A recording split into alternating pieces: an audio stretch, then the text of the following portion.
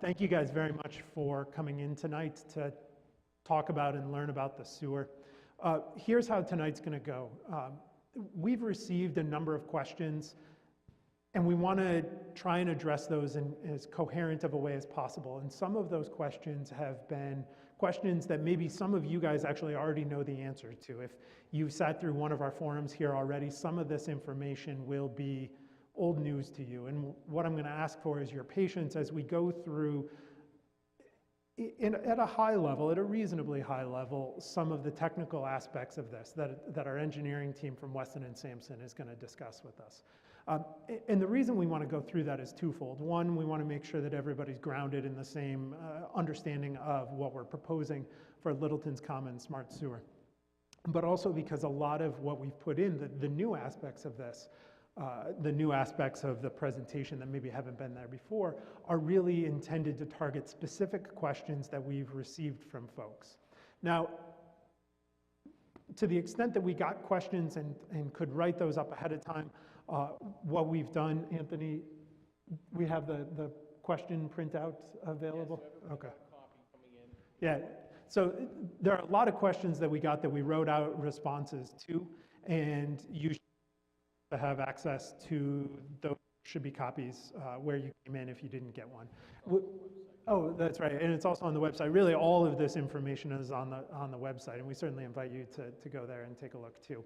So while Kent and Weston and Sampson is presenting the technical aspects, I want you guys to think of questions, write down your questions, then our current town administrator, but not for much longer, Keith Bergman, is going to talk a little bit about the funding aspects, particularly where the state is concerned. Because one of the things you're going to hear is that the system as we've conceived it and the financing as we've conceived it relies to an extent on funding from the state. So I want Keith to give everybody here an update and those watching on TV an update on where we stand and where we don't stand with the funding aspects of it. How certain is funding, how uncertain is funding, and what's the path forward there. Then you'll get me again for a couple minutes. I'm going to talk about some of the more broader implications of the sewer. And then as quickly as possible, we're going to get into questions from the audience. Now, I'll go through this again, but questions from the audience, because this is a forum that's being broadcast on LCTV, we're relying heavily on the recording information or the recording equipment they have to get information to those watching. So to the extent that folks are physically able, we're going to ask you to come on up to the microphone. If you're not physically able to come on up to the microphone and ask a question, we'll absolutely bring a microphone to you. Just raise your hand. I am going to ask that when folks have questions, I'm sure there are a lot of questions, we're going to restrict people to one question at a time. You can ask as many as you want, but you get one chance at the mic to ask a question, then you're going to have to go back to the line and you can ask the next one, and so on and so forth, because what we don't want to do is monopolize the discussion with one person's series of questions. Now, if you have a short follow-up, we can probably work with that. So that intro, a couple minutes. What I want to say here is, before we dive into the technical, what we're asking the town to do is fund a $2.2 million article to design Littleton's Common Smart Sewer. Now that then is part of a $27 million, $27.4 million package that we anticipate right now, what we've costed out, to actually construct this sewer. And so the article at town meeting on October 29th is $2.2 million. And what that will allow us to do is go forward with the complete design. We've spent money up until this point, and Kent will go into specifics, investigating various aspects, in some cases literally investigating, putting holes in the ground and ensuring that what we're proposing to you is feasible, it's logical, it's built on competent and well done engineering.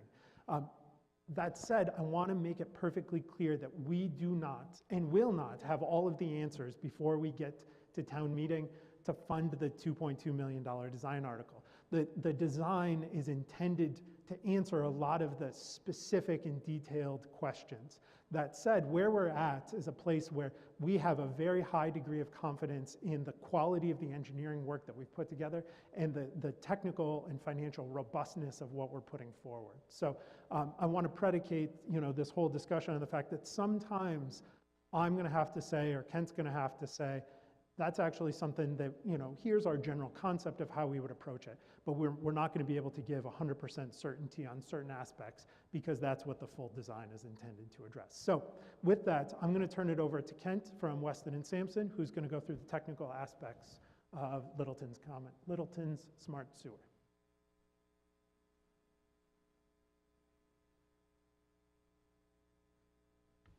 All right, folks, good evening.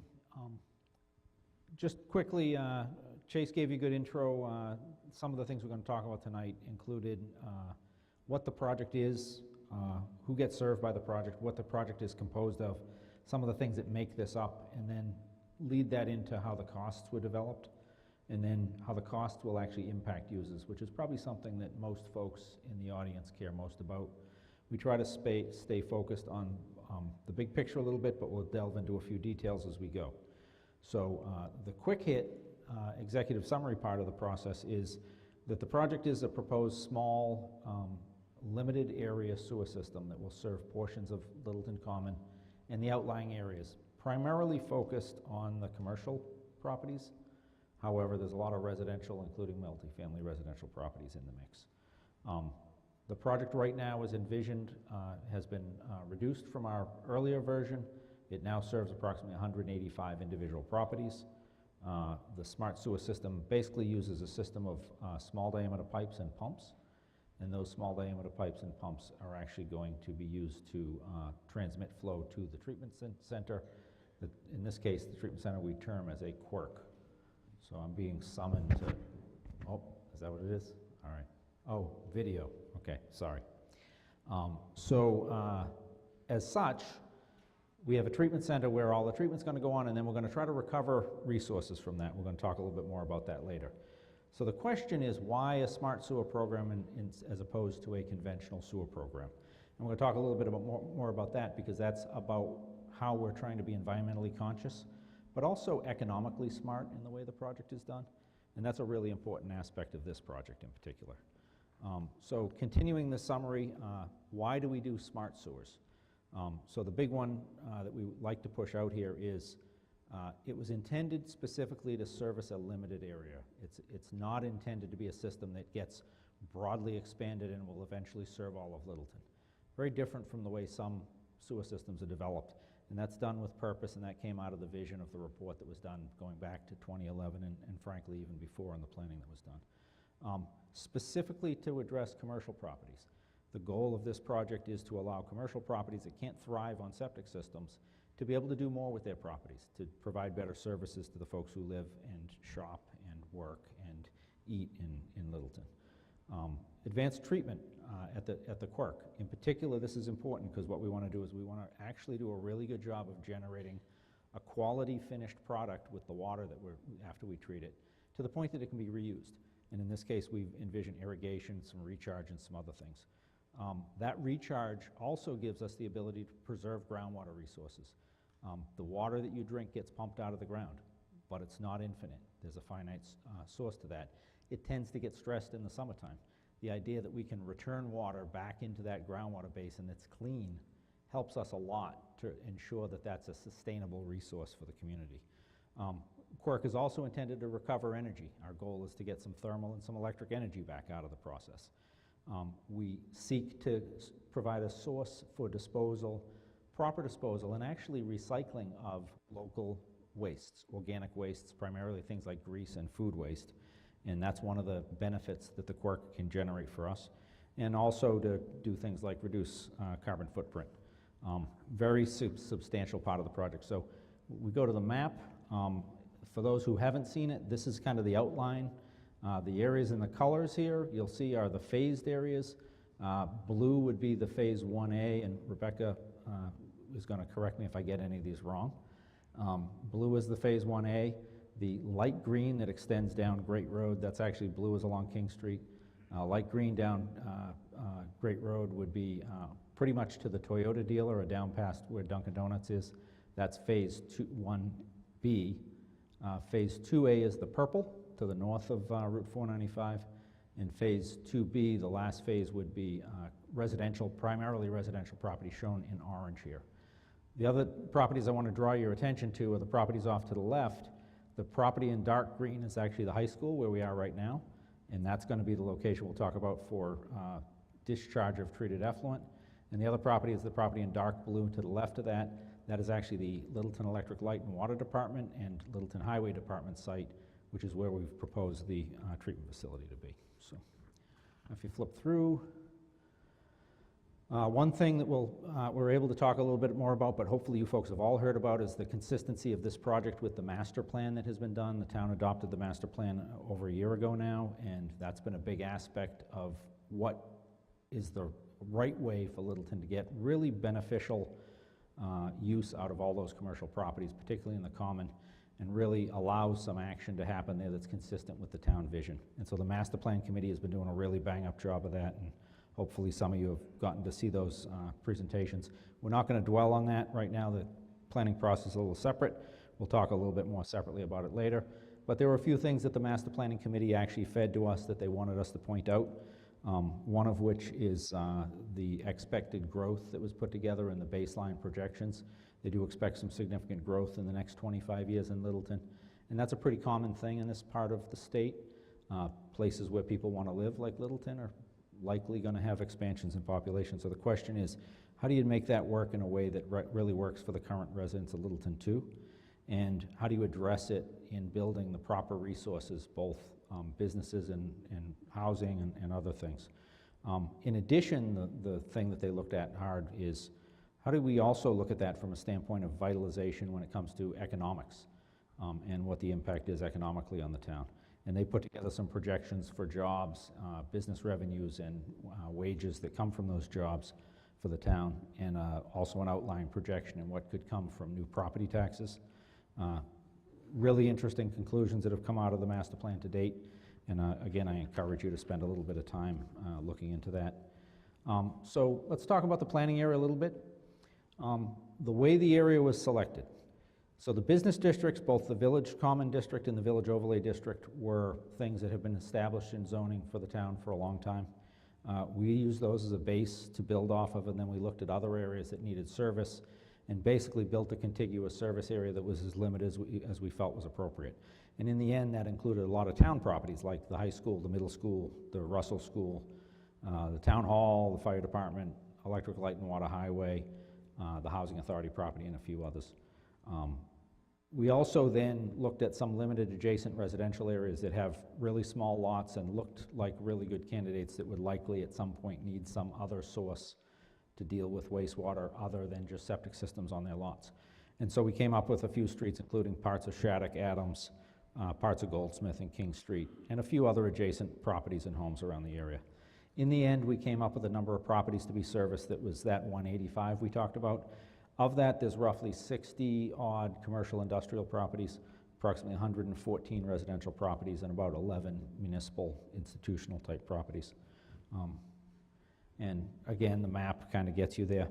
If you're interested in kind of poking around the map, it's really hard for us to put up a map of high quality that you can zoom and not. So there's actually a link on this slide, and if you are really good, you can get to the town website at the town's main website under Department of Public Works. There's a Smart Sewer tab, and you can get into the Smart Sewer tab and you'll find things like this map and the mailer and a few other pieces of information as well. I think, Anthony, the Q&As are going to be up there as well too. Right, and so the Q&A is up there as well. So a lot of good information on the website, and we'll also continue to feed that website with information. So one of the things Chase said we would do is talk about the work that's been completed to date. So one of the things we've done is a couple of years ago, the town appropriated some money, appropriated a couple $100,000, $252,000 to try to start the planning off. And then at a subsequent town meeting, a little over a year ago, appropriated another $200,000 to give us the resources that we could use to advance the planning to the point we have, and also set the stage so we could understand things well enough to come back to the town and ask for the next step. And so we've done a lot of work in that period of time. Those of you who've seen this presentation that we did back in the spring kind of know a lot of these things already, but we've spent a lot of time refining the service area, as we talked about. Not only did we add areas, we also took areas out and we reformed them. We spent quite a bit of time in that process trying to get information from folks that might want to particularly be in or out around the perimeters of that area, and there's a lot there. We've done a lot of screening, geophysical screening and using some mapping tools, some screening of the different sites that may be appropriate to get the water back in the ground after we treat it. We also did a similar screening to look at what the hydrogeology is like in those sites, and we've done detailed hydrogeology on those sites, not just field investigation where we've drilled holes and taken soil samples and checked water levels, but we've also done some digital modeling of that, which is an interesting approach and gives us some sense of how those all work. We also looked at sites for the treatment, and we'll talk about the site for the treatment a little bit more. And then we looked at some of the technologies that have been proposed, and we spent, and Keith will talk a little bit more about this, spent a lot of time chasing potential funding sources and identifying places where we think we can get funding, and meeting with folks who we think can provide outside funding to the town so that not all the costs for the project get paid for locally, so that we can get some outside support from the state, the feds, maybe even some private sources. We spent a significant amount of time refining the financial plan. We actually started the process thinking that the project was going to be significantly bigger and would have some pretty large anchors. And believe it or not, when you pull those away, it changes the financial dynamics of the project quite a bit. And the commitment we made when we walked away from the last project was we would not bring the project back at a level that was just much more expensive because we lost some of the big anchors. We wanted to keep it affordable. And so we spent a lot of time refining that, and at the same time using that financial plan to test different things that might be of concern to folks. And I think if any of you attended the FinCom meeting last night when they voted to support the project, I think you saw that your FinCom is very careful, very cautious, and very thoughtful. And I think they did a really nice job of teasing out concerns, financial concerns with this. And we did our best to kind of keep up with those questions as we went along and answered as many questions as we could with the financial planning to date. So that's been a very robust process. Last, probably but not least, is we've spent quite a bit of time communicating about the project. One of the things that's happened consistently since we've started the project is we've met with a pretty significantly sized working group that has 15 or 20 invitees almost every other week, pretty much on a consistent basis, and sometimes weekly when it was needed. In addition, we've sent out brochures, we've sent out information, we've collected information. DPW did a survey of folks that were going to be in the service area. We collected a lot of information, we generated a lot of technical information, and that's what led us to where we are today. So, the proposed system flows I want to talk about just briefly. Basically what we do is we have to then look at the properties served and say, okay, how much wastewater are those properties going to generate? Where are we going to get that wastewater collected to? How are we going to treat it and dispose of it? And it factors into how expensive everything is, particularly the quirk, the treatment site, and how we get that water back in the ground when it's done too. At this point in time, we expect the design of the system to utilize a maximum daily flow of 150,000 gallons a day. That number is generated very similar to the way the number is generated if you have a septic system. If any of you have been through renovating your septic system recently, Title V basically dictates those numbers. That's a max day flow. And essentially, if you have a 3-bedroom house, you probably have a 330 gallon per day Title V system, 110 gallons per bedroom per day. Very similar numbers. We'll get a system sized at 150,000 gallons a day. So what are the components? In addition to the quirk that we'll talk a little bit more about, which is the treatment site, we have a system of treatment that will occur there, but we have to get the wastewater there to treat it. So we've got to collect it from each individual property. The way we propose to do that is with a system of small diameter sewers. It's small diameter pipe, typically starts at 1.5 inches or 2 inches in size, may go up to as much as 4 inches for some of the collection system that we have here. The way we work a small diameter low pressure sewer system is by having individual pumps at homes. And it's a little different than conventional gravity. If you've ever lived in a house that was sewered in the city, most of them are gravity, you flush your toilet, it flows away from the property. Low pressure sewer system utilizes a pump located on your property that has to be periodically maintained, but provides pressurized flow out so that we can build those smaller diameter pipes, and so we don't have to dig as deep in the street. And that's a way to do the project more cost effectively when we do it. We also will have some small pump stations in this system, and that'll all help us transmit the flow over to the quirk. The second thing is, because we want to be smart about the process and reuse our high quality effluent, we're actually looking forward to having an effluent reuse system. What in some of the states that you may have visited, if you visited Florida, you probably see it a lot. Southwest, it's pretty common too. They have systems called purple pipe systems, and they're basically reuse water that is not potable, but it's treated wastewater. Sometimes it's treated stormwater, And a lot of times you'll see little purple hydrants sticking up there. That's exactly what that is. And that system will also be constructed to allow us to move the effluent around both to the disposal site and to the sites where we want to reuse it. So I want to talk just a little bit more about the QUIRC in general. The Community Water and Energy Resource Center is a term coined by the Charles River Watershed Association under their planning that was done in the 2011 report. They've done a lot of work kind of promoting this concept. And the idea is to take a bit of a turn on the conventional small wastewater treatment facility and do more than just advanced treatment of the wastewater. Try to find a way to recover as many of the resources that come from that wastewater when it comes to the treatment site as possible. And so the QUIRC has a couple of unique components to it. One thing that we will absolutely do, like we do everywhere else, is we'll receive the wastewater that comes in through the pipes. We'll also receive some wastes at the site. The things that are different about that is we're going to try to recover as much of the It's a little opposite from what your septic systems currently work like right now. Your septic system basically has an anaerobic treatment system in your backyard in the septic tank, and that waste just sits there and degrades anaerobically. Bacteria break it down over time. But in doing that, the carbon material is broken down and it loses some of its potential to be recovered, for the sake of discussion. Hence, the idea of the QUIRC is to get as much of that carbon material as we can into the system and divert it for energy generation. In this case, we do something very similar to the anaerobic treatment that happens in your septic tank, but in this case, we do it in an anaerobic digester. And that anaerobic digester has a biological process that will actually convert a lot of that waste material into methane gas, which is a reusable, burnable gas that actually has energy value, and we can recover as much of that carbon as we can through that process.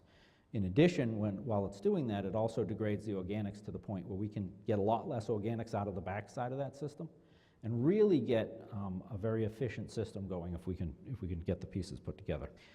To get the methane gas, we can do things like cogeneration. We can burn it either side by side with gas out of gas pipelines or burn it on its own. We can also produce a very high quality liquid effluent, as I talked about, recharge and reuse on the site. And then we hope to produce beneficial reusable solids. The solids that are still left at the end of this process have been through a lot of treatment, and at that point they're typically very compostable and they can be put into a reusable product at the end. So where does this occur is the question. So as I said, we did a lot of site screening. We went through many sites in town. We can talk about that process if anyone has a lot of questions on it, but we ended up with two key elements to our site. One is disposal of the effluent. It requires very specific hydrogeological criteria of the ground, the water table, the soils, to properly dispose of this much effluent in one place. The characteristics under the high school fields are pretty much optimal for this, and so we've actually chosen and proven out that site. It just so happens that the fields are exactly where the plant that serves this high school and the other town buildings right now pump to and discharge their effluent now. So not surprisingly, it's a suitable site. The second thing is where we're going to site the QUIRC. Well, one of the things we like about siting the QUIRC is in a place where we can get easy access in and out for vehicles and get maintenance to occur really right there. We also want to be on a site where we can potentially share some of that heat energy I talked about recovering. And there are a couple of very large garage buildings that use a lot of heat energy in the wintertime to try to keep things going. And right now they use electricity for a lot of those unit heaters. So we're going to try to find a way to do that. So the LELWD highway site is really an optimal site for doing this. And so those two sites bubbled to the top and became our chosen sites. So once we put together the components of the collection system, the pumps and how everything fits, all the pipes and the QUIRC components, we can then start to pencil out, okay, what is this thing really going to cost the town? And at one point, we had a slightly higher cost because we were serving a bigger area. We had more pipes, we had a bigger, little more robust treatment system. And now with our 150,000 gallon system, which is slightly scaled down, we've circled a number that we recently updated the price on at $27.4 million. And that $27.4 million includes things like the design that you're going to be voting on shortly at town meeting, the construction of that QUIRC that we talked about, the construction of the groundwater discharge system, and the pipes, and the purple pipe, and grinder pumps, and the effluent reuse, plus some oversight and administrative and finance costs for that. It's expensive to build a system like this, and $27.4 million is a lot of money. But the goal is to have a system that's fully functional and pencil in the right costs. So one of the big issues we've got here is trying to get a good handle on not just how do we get those prices, but where do they come from and how do we pay for them, which will be one of the keys. So this is just another way to depict, the chart here just is another way to depict all those components of the costs. This is actually kind of summarized. We've broken it down significantly more than this, but if you can see, there's a lot of different pieces that make up that $27.4 million price. Some of them small, some of them quite large. The biggest components you're going to see are the construction of the collection system, the big wedge in blue, and the construction of the quirk, the big wedge in orange, plus the construction of some of the smarter components for the quirk, which you'll see in the gray and yellow wedges down below, make up the bulk of this. So we're going to take a little aside here because we want to talk a little bit about project financing. I think, Keith, you were going to do this piece. So you got a microphone. Good evening, everyone. I'm Keith Bergman, Town Administrator for the next week. I've been here for 11 years and I've enjoyed every minute of it, but I will be retiring after 40 years in local government service, and I just want to take this opportunity to thank again the folks of Littleton for allowing me to be here, and it's just been great being your town administrator. And thank you.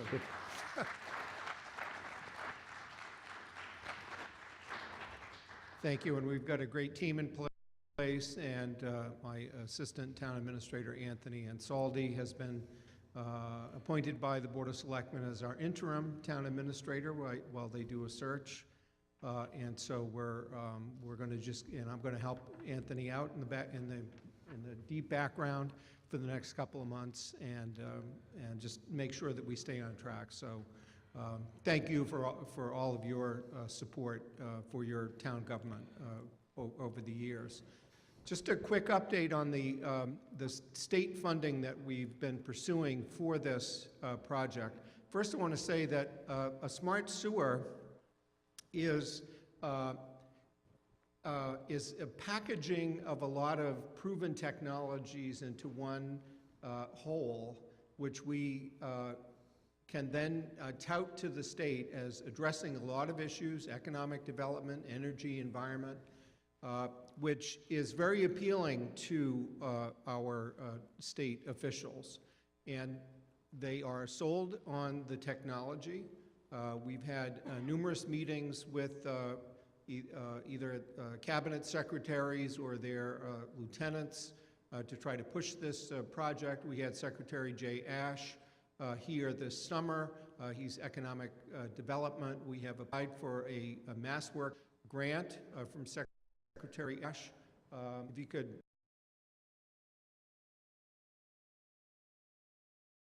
Secretary Ash, Friday afternoon to make an announcement of the MassWorks grant program for the Littleton Common Smart Sewer. I'm not at liberty; it's embargoed. What the dollar amount is, but it will be part of a package of support from the state for this project. We can go back. We want to thank State Senator Eldridge for an effort to get a $6 million earmark, so-called earmark, for the Littleton Smart Sewer in the environmental bond bill that was signed into law by the governor this summer. It's a bill, contains many projects, but we've met with the Environmental Affairs Deputy Secretary in charge of operations, while his boss is dealing with the gas Andover and Lawrence site. The Assistant Secretary of Environmental Affairs, with whom we met last week, is sold on a smart sewer and the so-called quirk technology. He needed no convincing on this project. What he did ask us for, and what we have provided, though, is what are the specific cash flow needs that the town of Littleton has to make this project happen. We've got a $27 million project for which we're going for $2.2 million in design funding, as has been mentioned. what are the amounts of money that we would need from the state over the course of constructing this project in order to make it happen. We have applied for a total of $9 million, a $3 million MassWorks grant, plus the $6 million earmark that Senator Eldridge got for us. And we have met with both of those agencies to map out what funding the town would need when. And there's the amount of a MassWorks grant which will be announced later this week, which would be enough to plug into our financial model for this fiscal year and the next fiscal year. So we're looking at the following 2 fiscal years, 2021 and 2022, for getting money from the Environmental Affairs Secretary. And they're just in the process now of programming their agency funds for those future years. So we've come in at an excellent time.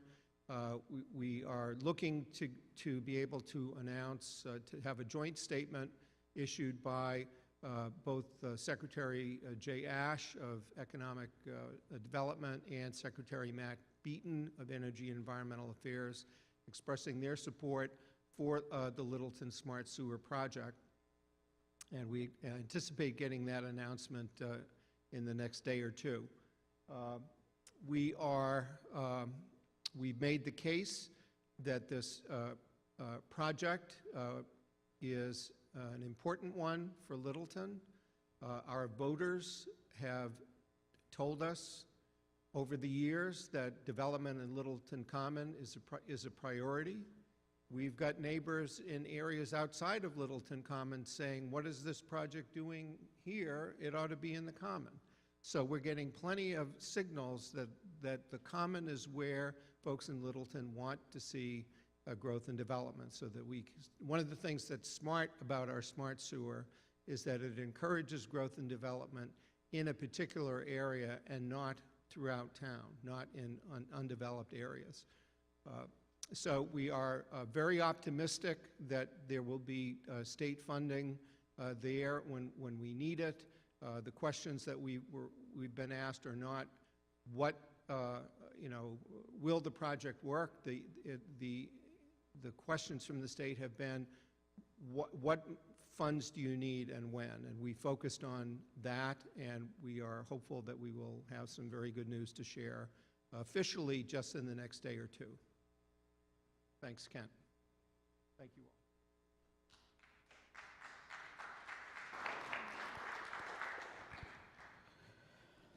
So that's just one example of some of the hard work that the leadership and the staff have been doing to really push getting financing for the project. Because of its importance and its cost, we need to take the burden off of the local cost coverage with that financing. But in the end, the bulk of the project costs for these projects tend to get paid by the users of the system. And so what I want to talk about next is the way the project gets structured a little bit and how we recover those costs. Because in the end, one of the things that you're most concerned about is if you're going to be served, what are you going to pay? How is it going to affect you financially? So these costs, as I said, haven't changed really drastically since we presented this project back in March. We've refined quite a bit. Some of the numbers have gone up a little bit or down a little bit, but in general, they're essentially where we were. First, big picture, how the project gets done. As Keith said, we've got some funding already lined up in place. We hope to get some additional funding. We hope as much of that funding as possible is in the form of grants. What happens with these projects is the town hires contractors. The contractors physically build the job. Those projects are a town project. Town will administer, and they will use the underwriting power of the town to sign bonding. In particular, after all those grants are done, and we take those off the bottom line, we still have a lot of costs, more costs than you're going to pay in a single year as a town, even if you have great resources. So we're then going to borrow over a period of time. In this case, we're going to borrow over 20 years in a set of bonds, and those bonds are going to be underwritten by the state of Massachusetts, and in some cases, some federal money under the state revolving fund program, which is one of the really nice things. So in addition to, as Keith said, some of the aspects that we're looking for grants, we've got already lined up, I think, a pretty promising case to get low-interest loans for the most of the job. Those loans then get paid back over time, and are, as I said, the town is basically the guarantor of those, but we now need to generate the resources, the revenues to make those loan payments and to finish off any of the other payments that are there.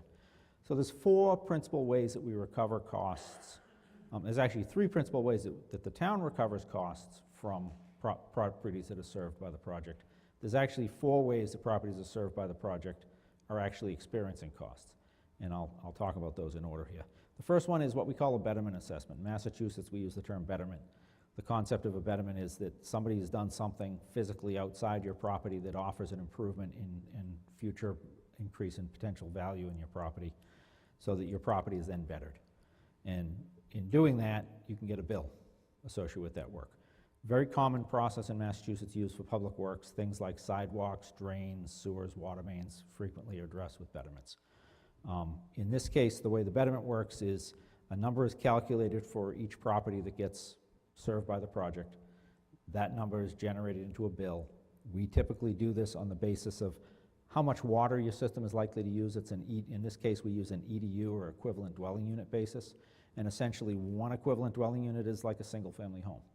We typically generate that on a basis of bedrooms. When we start to look at much larger homes, 6, 8, 10-bedroom homes or multifamily homes. We also generate it on that gallons per day basis as well, because we have to convert commercial properties that have very different water usages into those equivalent dwelling units. But the key of that factor is we can then calculate everybody a fair and proportional assessment to their use of the system. And again, if you remember, I said we're talking about 150,000 gallons a day. That number distributed by the flow that each user uses is essentially how we're going to generate the betterment number. In this case, you get a bill for your betterment. Generally, those bills come out when we're near the end of the job, right before we're ready to turn everything on. You have 2 options when you get that betterment bill. You can pay it up front if you decide you want to roll into your mortgage, or you have a pool of cash somewhere you want to do it. You can also agree to apportion that cost over a period of time, and the town will allow you to apportion that cost at a reduced interest rate as the current plan over a period of up to 20 years with interest. And when you do that, it then gets rolled in and issued out at the same time your tax bills come out, and you pay periodically when you pay your tax bills. That's your betterment. Connection fee, like the betterment, the connection fee is a one-time fee. Unlike the betterment, it just gets paid up front. You pay this at the time that your house is physically connected to the system. You're ready to connect your pipe in your property to the pipe in the street. The physical work is done by the contractor. You pay the fee right before you make that connection to the town. The ongoing charge for you once you become a sewer user is what we call sewer user charges. And these are basically costs to pay for the annual operation and maintenance of the system, to pay for the administration of the system, the periodic capital improvement or repairs to the system as they ongo, and any other miscellaneous costs that the town incurs over time. Those costs for what we call O&M, or operation and maintenance, are distributed to users in a sewer user charge. That user charge is based on your water use for your property. We share the water bills between the water department, just the way you get billed for water usage now. You'll get a very similar sewer bill if you connect to the property. So there's 3 ways that I just talked about. You get a betterment, you get a connection fee, you pay user charges. The 4th cost to a property owner is another one-time cost, and that's the cost to pay a contractor to do the work on your property to physically connect your property out to the sewer system. That's probably the hardest thing for us to estimate. We have some numbers we're going to share with you, but those are very much individual and really subject to you needing to talk to people, particularly contractors, plumbers, and other folks who would be involved in doing that work for you, and get an estimate. And it's very much subject to the power of the local homeowner or business owner to be able to make that happen. So we have some numbers. For those of you who have seen this before, you may recognize the chart. First, the Betterment Assessment. What we did here is presented the Betterment Assessment, which is the top line, primarily with the assumption that people would apportion that Betterment Assessment over time. So that first nut line you see, if you're a single, the column that says typical single-family residential property equals 1 EDU. Relatively single-family home, we expect you to be 1 EDU. This is the majority of properties served by the project. The annual payment, if you apportion that, averages somewhere around $1,460 over time. It actually gets paid down over time, so the payment starts a little higher and goes down a little bit. Likewise, if you were a 2 EDU property, either a 2-family home or a property that otherwise constituted 2 EDUs, you essentially pay twice that, or somewhere around $29.20 per year. That payment lasts for 20 years if you pay it off over time. If you choose to pay it off immediately, you can skip to the bottom line. That number is actually calculated as $23,000 per EDU, or in this case, $46,000 if you were 2 EDUs. So it's a one-time charge of $23,000, but it's able to be apportioned and paid over time at $1,460 per year. Second charge, the sewer connection fee right now is proposed at $1,500 for a single-family residential property, $3,000 for commercial or multifamily. That number is subject to some refinement by the select board and the decision makers in town as we get some of the bylaws and things worked forward in place over the next few years. But in general, that's a pretty fair number to allow the administration of the process of getting your property connected. Again, a one-time fee that you pay. The third charge, the one that's a little bit subjective, is annual user charges. Again, annual user charges are based specifically on your water use. If you use a lot less water, you'll pay a lot less. We actually have a floor that we're proposing right now in the user charge system that's set up in the financial model, that there'll be a minimum of $25 quarterly charge, such that nobody will pay less than $100 a year for user charges. There's a few people who use less than the amount of flow that's that, but it's pretty unusual. Most folks will use a little bit more than that. The average user charge, based on the numbers we've generated right now, $1,300 plus minus, somewhere in that range per year. A little over $100 a month for water for a typical single-family home. Little more than twice that if it's a multifamily home or a larger property. The reason is we have a stepped rate where larger water users are going to pay a little bit more to encourage conservation, just like your water bills work now. The third thing is, we try to get those things in place. Betterment, sewer connection fee, annual user charges. As I said, of those three things, you really have control over the user charges more than anything, because you control your water use. The other two are relatively fixed. And again, the piece that the town doesn't control, but you do control, is the cost for your physical on-lot connection, the work of a contractor to connect you up to the street. We pencil these in roughly. It depends how far back you are from the street. Numbers we've seen lately for similar projects range from somewhere around $5,000 to maybe $8,000. Again, you pay that one time to your contractor. The town never touches that money. Bigger properties tend to be set back a little further, maybe $6,000 to $10,000 for something bigger. So we can equivalent those to what would happen for a commercial property. So for commercial properties, we kind of did, and we have a sense of where folks would fit into the scheme. Right now, the predominant number of commercial properties are relatively small because the common doesn't have a lot of high water use properties. So 2 EDUs is actually very common for commercial properties right now. There's a very large occurring number of those.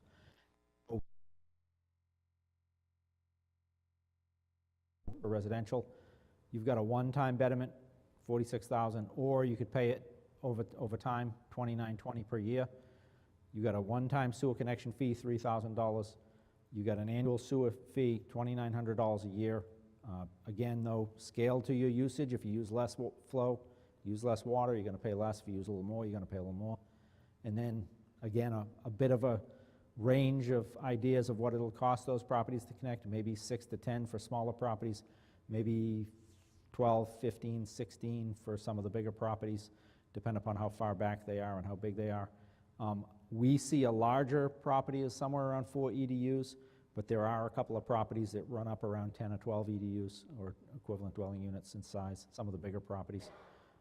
The only really significant user that we have right now that's significantly larger than that is actually the town, and the town actually has a large number of EDUs because of the number of schools that are connected in other town buildings. So we'll talk about those a little more in time too. So in general, when we look at all those sources of costs over time and all those costs I just said of where we're going to collect money, the question is, where does all the money come from to pay for all the costs? So this chart was actually generated not so much on the $20.4 million capital cost to build the system, but looking at the life of the cost of the cost life cycle over like a 30-year period, so that we could capture things like operation and maintenance costs and the debt service and interest costs on all that borrowing that's going to be done. So this is really an all-in capture. And as you can see, the yellow wedge is the wedge that's paid for by those sewer user charges and operations payments. That's the bulk of the costs that are recovered here. Of the rest comes from different sources, but a good portion of that is the betterments. And I want you to see the dark blue, and to a degree in balance with that, the little gray wedge that's opposite that. The question comes up, if somebody initially connects to the system and then comes back at a later time and it greatly expands their property, we need to make sure we capture that use and have a fair cost to assess to those people that do that. In this case, we propose to establish a privilege fee system that's slightly more expensive than the betterment, runs much closer to the true cost for these actual properties to connect. So that little wedge right is all we're counting on, because we don't want to overcount on privilege fees. But what we do expect as properties in the common improve is it's very likely that those revenues could increase drastically over time and help to counter things like the very high cost of user charges, which, as we looked at over time, we would like to get those user charges to go down over time and get some of those additional revenues to come up. The other two ways that we expect to try to accomplish that involve the lighter blue wedge, which is the grant funding wedge that we talked about. That's 13% of the costs overall right now that we see. That is actually a number, as Keith said, that we're striving very hard to drive that number up even further, because we hope we can continue to get more and more funding for the project. The more we can get, the more we can make the other pieces more affordable. The other one that's in there, though, is the orange wedge, which is the quirk revenues. This is what's been referred to in some of the past meetings as the sale of utility from the quirk. We are actually going to not just perform some good environmental, smart, sound thinking in the quirk, we're going to actually do some good economic thinking too, by generating electricity, and electricity has value, by generating heat, and heat has value. Those have actual financial value. There's actually credit systems right now in place for renewable energy. Those credit systems pay pretty good dividends to folks who are building those systems. Those will be available to the town. We also expect to have the ability to charge people that are going to dispose of trucked waste at the site. Right now, if you've ever had your septic system pumped, you know it can be a little expensive. Two things affect your septic system being pumped right now. One is the pump guy has to come and pump out your tank and take the time with his truck to do that. But he's then got to also drive it to somewhere that's relatively far away and dump it and dispose of it, and there's a disposal cost for that. In this case, the town will absorb the disposal cost for that, and you'll have a shorter trip. So we kind of envision that that's a benefit. Like that, we also expect the grease, the organic waste, the grease, and the food waste that we hope to get at the digester and at the quirk that's going to help us generate energy. We expect to collect tipping fees for those. And we're going to charge folks to drop that waste. And so over time, what you're going to see is that we hope that that orange wedge that we've depicted from that quirk revenues might, in addition, grow. And this is one of the things that we have some flexibility in. When those wedges grow a little bit, it helps us control the size of that yellow wedge over time, and in hopes that we can make that a little bit more affordable on the actual operation side. So a couple of quick thoughts on how many people are in these ranges. As we said, talk about EDUs, it's a little mysterious sometimes when we talk about equivalent dwelling units. The vast majority of folks served by the property are single EDUs. It's 120, 130 some odd properties are one EDU each. That's most people. If you look, small number of 2 EDU properties, a small number of 3 to 4 EDU properties, even fewer when you get up above 5, and a couple at the just over 10. And as I said, I think the town is the only one that is representative up over that. So the second question that comes into play when you get to that point is what are the actual revenues based on those ranges? So if you see, even though most of the folks were 1 EDU, the 1 EDUs aren't driving as much of the revenues that are coming back in to pay for the project as the larger EDU properties. And even though those bars were much smaller at the back end, now you can see quite a bit of revenue comes in from those larger properties. Again, the goal of this is to make the project very affordable when we do it. So one of the questions that's going to come up when you look at this chart, as I said, is that the town is that far right bar. So the question that obviously comes up is, what is the cost of the town? So the answer is, and this is one of the ones we've had a lot of questions on, so we're going to try to be really clear with this. The town is, at this point in time, based on how we envision the project, and this may change because we're still hearing from folks, is the most significant user because of the number of large properties that they propose to connect. Right now, the town buildings provide what we estimate to be approximately 72 EDUs. That's about 16% of the total project on the basis of where we are. So when we look at the betterments for 16 EDUs, it's about 1.65 million, a little over, almost $1.7 million. If we take it at that $23,000 per EDU. There's a couple of ways the town handles those costs, because the town technically doesn't get bettered. There's some intricacies to the law that municipal properties don't pay betterments. The town pays an equivalent to that, and the point is to make sure that the town pays a fair share for a property that's equivalent to what you would pay for an individual property, so that it's fair for everybody. Those 72 EDUs and that $1.7 million get paid back, will in this case get paid back over a period of time. And there's some choices the town will make as to whether they calculate interest rate or not into how they pay those costs back into the project, or whether they take them out of reserve funds that you've already got reserved as a town and then repay them out of in an interfund transfer. So we've put a little bit of a range, but essentially just to give you a number, we've said that there's a range of maybe 4.6 to 5.8 cents in your tax rate that's applicable to that $1.6 million being paid back over a 20-year period. Rough numbers, but as you can see, it's a small number there. The second piece that's pretty significant is the town is responsible, because it has a lot of the flow, the town is responsible for a lot of the operation and maintenance costs. So one of the markers that we put on this one is a note that the town already is responsible for a significant operation and maintenance cost. The proposed line item costs related to operation and maintenance of the system right now in our financial plan for the town run about $184,000 per year. And again, this is in January 2019 dollars, so if you get the sense of where we are, we're trying to keep everything pretty consistent. When we talk about that 184, there's an important aspect to think about, which is, of that 184, approximately 105,000 of that is already in the town budget right now, and it's paid for to run the plant here at the high school site that serves all the schools and the town properties. So it's 184, which is not new 184, it's 184 up from 105 when you think about it. But looking at the big picture, that whole $184,000 a year runs about 10 cents on your current tax rate, on average, pretty much.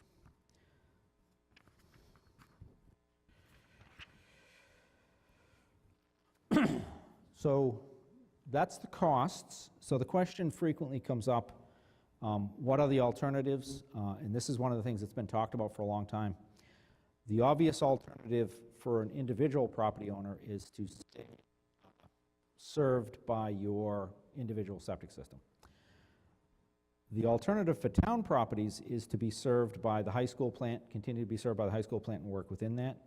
There's various costs associated with those alternatives, and they're not all inexpensive, but there are some alternatives.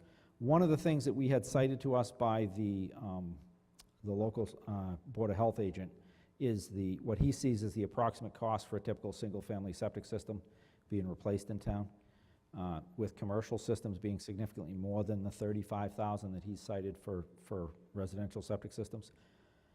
One of the issues we try to pay attention to, and it's really hard when you talk about numbers that are this big, but believe it or not, affordability is the key that we try to talk about. We look at the $23,000 assessment, and we've tried very hard to keep that number down, the Betterment Assessment. When you compare it to the $35,000 number that maybe not everybody faces right away, but a few people would face, we hope that that helps to put it into context for cost effectiveness. Another benefit, obviously, big picture of the alternatives is, right now, as I said, if you have your septic system pumped or food waste gets taken away from a site or grease is pumped out, those have to go quite a long distance. In some cases, I think we looked at all the regional disposals and likely places at this, and Rebecca, and I think we came up with an average of maybe 30 miles trucking distance on average for the different places that accept the majority of waste. Believe it or not, that's what's happening, an average truck trip of about 30 miles to dispose of some of that waste versus locally being able to harvest that and turn it back into energy resources locally. So we're excited about kind of some of the counterpoint to these alternatives that you get from the Smart Sewer program. But as we said, there are always alternatives, and those are worth asking about.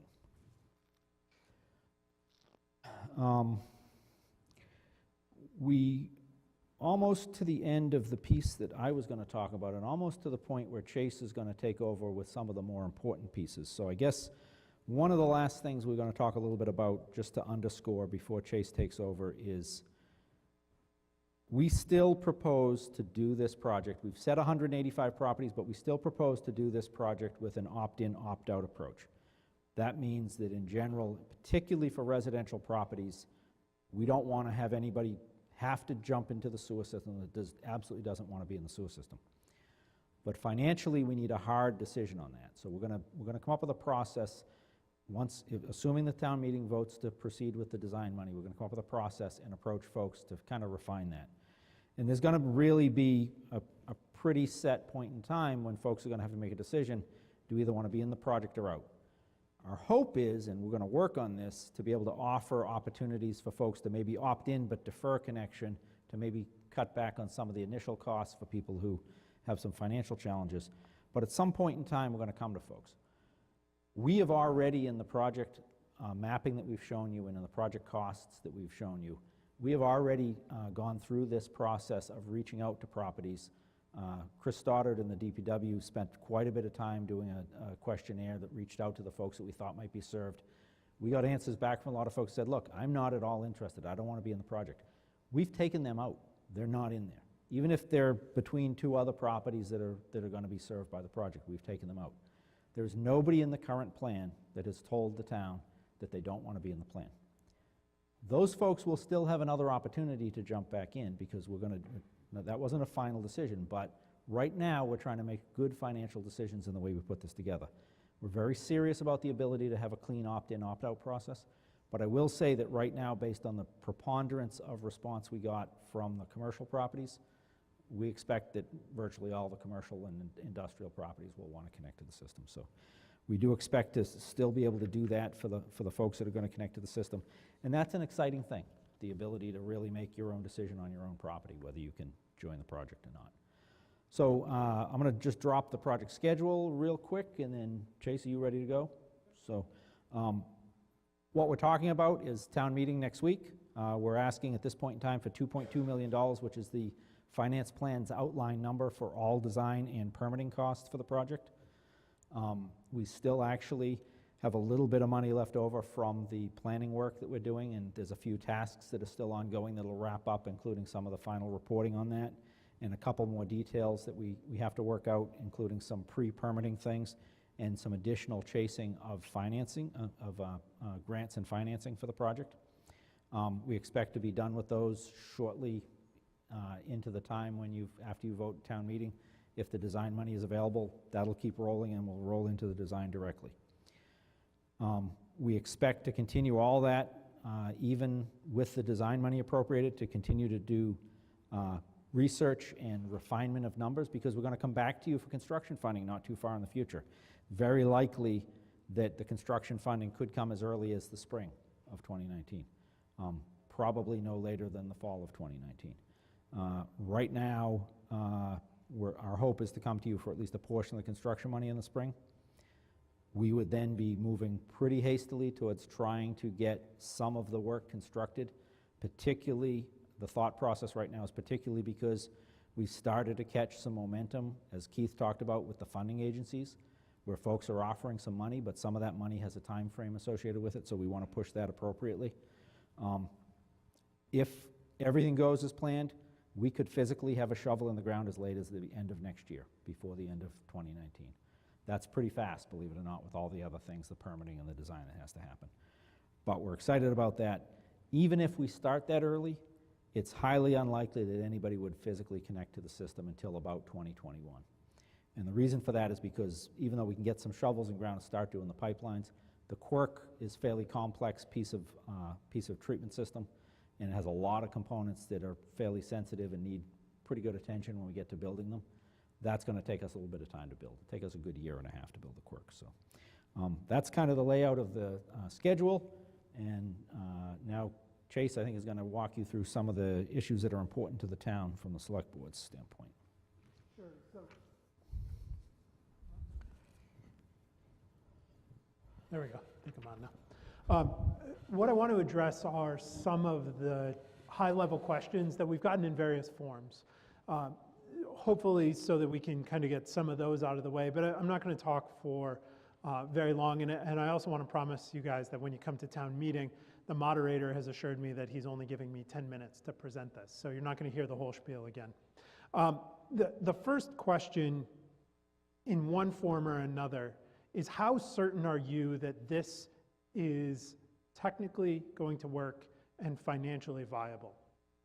And the answer to that is that if what you want is 100% absolute certainty that this will work, I cannot give that to you. What I can tell you is that this concept, this design, and this financial plan has been put together in a way that is, there's sound, solid engineering, and there are very conservative approaches and assumptions that have gone into this estimate so that we can mitigate the downside risk to the town as much as possible. And I want to go through a couple of those.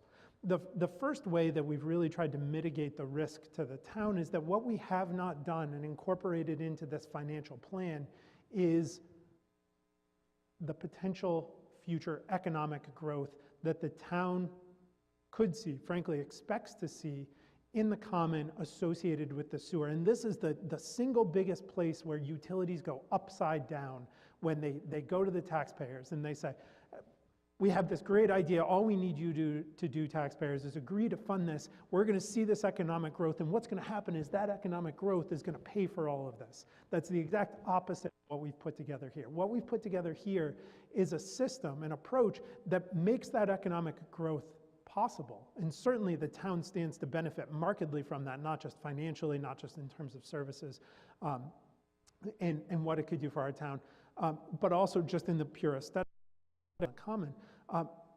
But the sewer district and the amount of flows and the financial model are predicated on the existing uses in the common and the existing participation that we anticipate getting. Now, the system is built so that additional economic growth only helps our bottom line. You know, and I don't want to say we haven't built any economic growth into this. We certainly understand that there's probably right out of the gate a certain amount of appetite, and I think 4% of our costs are predicated on, you know, some amount of improvement. But what you saw, what the Master Plan Implementation Committee and the consulting with the Master Plan Implementation Committee have shown us is that economic growth could be, depending on the scenarios that the town wants to go forward with in the common, could be on the order of, you know, $1 million a year. And to give you a sense of what does $1 million a year mean to the town, that's about 3/4 of what the point contributes in terms of commercial tax revenue to the town. So we've been conservative in that regard, that this is not the field of dreams. This is not if you build it, they will come. Okay? This is based on what we have here. And I don't like to use this word in this scenario. I don't like to use the word hope here, because what you've seen here is not predicated on hope. It's predicated on sound, solid engineering, reasonable, conservative financial projections. But I will use hope in this context. We hope that the growth in the common that the economic projections say is possible is realized. That only helps us, that only helps the town, that only helps a variety of facets of this project. But it's not predicated on that hope. Another element of the conservative nature here is that, you know, frankly, we think we could see upwards or north of $10 million worth of state revenue, or worth of state funding associated with this. Now, our model uses $6 million, and we think based on the $6 million that's in the environmental bond bill, we can bring that home, and we're pretty comfortable with that. That doesn't mean we stop at 6. That means, you know, I'll go to the state every day asking, you know, for money for the town of Littleton with my hand out. And so we will continue to drive that. We think 6 is reasonable. We've tried to be conservative about that. We could certainly bring in more. Another approach here that we've taken that is conservative is the town could go forward with this $2.2 million design article as an article on the town meeting warrant that would require 50% majority to support. But we know full well that we can't go forward with the design or the full construction, the $27 million, without a borrowing article. And borrowing articles require 2/3 majority to support. So what we've done is we've structured this article in a way that makes it a borrowing article. And that's not because the town doesn't have the cash on hand. We've structured it that way so that we impose that 2/3 majority on going forward in this approach. Because what we don't want to do is back ourselves into a corner where now we've got a really beautiful, expensive design, but we don't have the townwide support to go forward. And I want you to understand that as indicative or representative of, frankly, the conservative nature that we've gone through here. The other really conservative portion of this is that, as Kent had indicated, the revenue coming into the quirk from saleable utilities could be substantial. We've tried to be reasonably conservative with that. We haven't taken things down to zero. We think the amount of food waste that we can get is very available. In fact, within 10 miles of Littleton, there's something like 16,000 tons, according to the state, 16,000 tons per year of food waste generated within 10 miles. Well, this system is based on 70 tons per week coming in, So we're looking at a small amount of the total food waste generated around here. Now, if the system, the construction, and the operation and things are such that we can accept a bit more food waste, that only helps our bottom line. But we've tried to be reasonable about that money. We haven't said, oh yeah, we can go get all 16,000, because we know full well we can't. But can we do more than 70? We think so. So there are lots of more nuanced aspects of it that we've put into the conservative estimate. So I want to convey to you that this is a reasonable, technically robust plan. But if what you're looking for is 100% certain, I can't give you that. And even at the end of the design phase, I'm not going to be able to give you that. What I can give you is something that makes sense for Littleton and is worth investing in. The other aspect, the other big question, the big overarching question, and then we'll take questions from the audience, is how does this fit with zoning and what the Master Plan Implementation Committee is doing, and the rules and regulations that are going to go with connecting to the sewer? And on one level, I don't want to punt completely, but on one level, I am going to punt on that question, because that's a question that the Master Plan Implementation Committee and the Planning Board are considering very seriously right now. What do we want to see in the common? Now, the sewer unlocks a lot of potential. The sewer, the fact that the sewer might exist doesn't mean that we as a town need to allow all of that potential to happen. And that's where we have both the responsibility and the legal authority through our zoning regulations to say, the sewer unlocks options A, B, C, and D, and we as a town, we really only want A, B, and C, and D's not for us. And so the Master Plan Implementation Committee is going through that process right now, and these financial projections, these economic models come out of that process. Now, that doesn't mean that when the Master Plan Implementation Committee is done, part of this design process will look at other aspects. The Master Plan Implementation Committee and the Planning Board are looking at just the commercial industrial core of the common, which also includes some residences. The sewering district is a little bit bigger, so we have some other regulations that are going to need to go forward here that we'll consider and certainly have in place before the system actually goes in the ground and before it's connected. And the town, just like we're examining the zoning and implications above ground in the common as far as the commercial and mixed use opportunities there, the town will have the opportunity to participate actively in that process to decide what options do we want to unlock as a community and what options do we think are best left untouched. And so, the sewer provides the potential, and the community going forward will have to make some decisions about what we want to unlock. Now, the last thing is the closing argument here, and this is where, we've tried really hard to we want to give you the facts. We want to give you as unbiased information as possible, but now I'm going to be just a little bit biased. And that is that the town can't do nothing here, okay? If we do nothing here, then what we do is we cede to forces outside of the town's control all sorts of things that we don't necessarily want, all right? Right now we see the common, and there are lots of fair questions about what could go in the common, and I cannot answer for you exactly what the common can and will look like when we put the sewer in. But what I can tell you is that going forward, if right now our tax revenue income is weighted towards commercial properties. And if we're not looking forward down the road 10 years to ensuring the economic vitality of certain cores here, and the common is a perfect place to do this, then what we're going to do is not be able to do the things that we want to do as a community.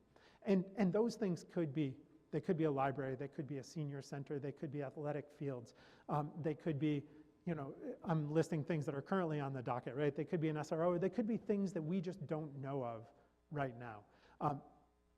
But we have the opportunity right now through the sewer to control that, to dictate the rules of the game so that the common can be redeveloped, provide services, solve significant environmental problems in the common, and also ensure our ability to continue to do the things that we want to do as a community that make Littleton a great place to be, and ensure that we're controlling the development in a way that makes sense for us by putting the sewer in the ground and then putting the rules in place that ensure that that sewer is utilized in the way that we as a community want it. So I'll get off the soapbox now, and we'll take whatever questions we have from the audience that we haven't answered yet. So ground rules for the question, just as a reminder, please come up to the microphone if you're physically able. If you're not physically able, toss your hand up, we'll get you a microphone. And one question at a time, to the extent that there is a line at the microphone for questions. So, Steve. I guess I'm up. Steve Byan. I'm a little concerned about the opt-in aspect for a couple of reasons. One, one of the big motivations behind this is, to remove the septic load from the area on the common, which is apparently, we're in danger of being forced to do something about it by the state. And secondly, in terms of the betterment charges, right? If, it's one thing to go do a survey and get businesses and residents to say, oh yeah, sure, I'll sign up. But when you come around with a bill for $23,000 or $46,000 or more, that's a, cut the mustard moment. How confident are, you can't be confident that everyone's going to sign up. So I wonder why, why this is opt-in rather than just saying you're in, right? I mean, it doesn't have to be opt-in. We can enforce it. So strictly speaking, you're absolutely right that it doesn't have to be opt-in. And one of the things that we're looking at and considering is, given the significant response from the industrial properties in the common, how flexible does the town want to be with the industrial properties? And as you saw, although the industrial properties represent a smaller number, I'm lumping commercial and industrial here together. They represent a huge share of the wastewater demand there. So that specific question is one that we'll resolve in the design phase. What are the legal implications of the commercial and industrial properties not having that opt-in approach? And there are pros and cons to that, but right now, the response rate that we've got from the surveys is 90% of the survey responses from the commercial property owners are, yes, please give me a sewer. And I don't want to lose track of that fact, because there are a lot of folks in the common who desperately, in the worst way, want a sewer. And we've leaned on this example a couple times, but it's a salient example. And he's an excellent, advocate for this. Mike Muhammad, who runs Il Forno, right now is fundamentally limited in what he can do with his property. He can only seat about 100 people because he's limited by his septic capacity. And he wants nothing more than to simply worry about a septic, or worry about paying a wastewater bill once a month for 5 minutes and putting it in his ledger than dealing with his wastewater system, dealing with his septic system, having it pumped, all the costs. And what it really comes down to is the bottom line for these guys, right? So in Mike's case, he could actually increase his seating capacity about 50% if he didn't have to deal with the septic there. So I think that 90% that we have, coming back to the second part of your question, the 90% support that we have there is real and legitimate. And one of the things that we did to ensure that it's real and legitimate is it's one thing to go out and say, here's a survey, do you want to connect to a sewer? Well, everybody wants it. I'd love to connect to a sewer, right? But I don't think they're bringing one to Oak Hill Road. But what we did in that survey is we gave prospective property owners real dollar values so that they knew when they were saying yes, no, this is a number that does in fact make sense to me. So to the extent that there's some uncertainty, could some properties still drop out? Yeah, that's absolutely true. And the fundamental design will incorporate that. So what we're not going to do is go forward with construction funding until we've got those legal agreements in place. So right now we're asking for the design funding, and based on that response rate, not to a survey, but a real legal document that says, I'm on board and here's the check, we're not going to construct something and hope. So that said, I do want to contrast that with the residential properties, and although I indicated we're contemplating the possibility of being a little less flexible with the opt-in, opt-out, the residential properties were firmly committed to maintaining an opt-in approach with the residences. Does that get to your question, Steve? Okay. Once the grinder pumps are operational, is Weston and Sampson going to be the one to call for service for maintenance? There's a problem, like it is in Chelmsford? You want to handle that one? So that's a good question. So you obviously know something that a lot of folks don't know, that a lot of towns have a lot of grinder pumps.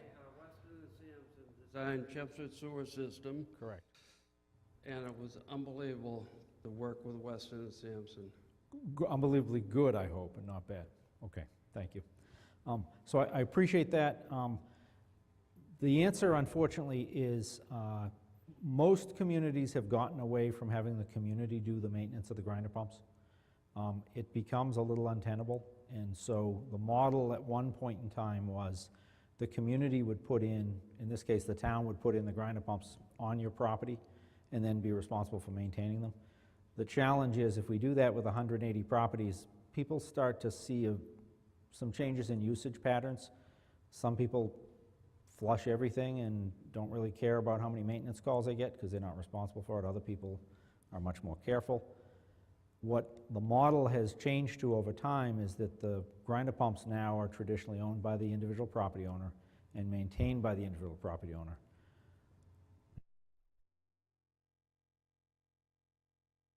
That actually does some of that maintenance. We don't, right now we're doing more of a study response program for Chelmsford than a traditional maintenance program, but the majority of communities that we work with that build grinder pump units, they are individually maintained by the individual folks. We work very hard to get the local plumbers, the local service contractors all trained for those units so that there's dozens of different companies that you can call to get them to be maintained and that you can have some cost-effective competition when you go to do that. We feel it's very important, though, for the responsibility of those pumps to be the homeowner's responsibility. It really is hard for the town to maintain a system with all the treatment in the town pump stations enough. It's a significantly bigger administrative challenge when you start trying to maintain everybody's property. And frankly, the technology on the grinder pumps has been pretty substantially improved over time to the point where the maintenance is a lot less than we had seen when they first started being used 30 years ago when those systems were first applied. So, but it is, but there are options for maintenance. I would say the message should be that you should expect that if you have a grinder pump on your property, just like your septic tank, it's your responsibility to do a little bit of maintenance and tender loving care for it. So. One element that I do want to note with those, though, is that the initial installation, you can see there's a little red pie there, the construction, the on-lot pump purchase. When the system goes in, the component of the 27.4 million here, or a component of the 27.4, includes that on-lot purchase because we're able to do it as we go forward and roll these out. We're able to do this in a more cost-effective way than each individual property owner buying it and connecting it. But then it's yours, and now you get your own special pump. So that said, like, as Ken indicated, the maintenance costs are pretty nominal going forward. I'm Jenny Cameron on King Street. I'm one of the residential properties that is within the sewer boundaries. So, of course, my big concern is the cost to me, my family, and the other property owners, residential property owners who are affected by this. I'm conflicted because I love the idea of being on sewer. But by choosing to put a big burden of the costs on the end users. There are systems that don't have a tank and a grinder, and they have, they have lift stations along the route of the septic system, and, we aren't paying for so much of the septic system, but instead, even with the loan to pay that $23,000, if we connected the first year, my family would have to pay $12,350. I'm sorry, I hear my voice, so I thought I was. Okay. My family would have to pay $12,350, $8,000 or thereabouts for the in-home connection. I don't know what that includes. Is that just rerouting the pipes in my basement, or is that getting rid of my septic tank and leaching field as well? Nobody's given me any idea of what that $5,000 to $8,000 is. And I know that that's a cost that I have to negotiate with the plumber, but you're giving me numbers that don't mean anything yet. That plus the $1,400 annual fee, usage, the $1,500 connection fee, and then the 1 year at $1,450. That's a lot of money that first year.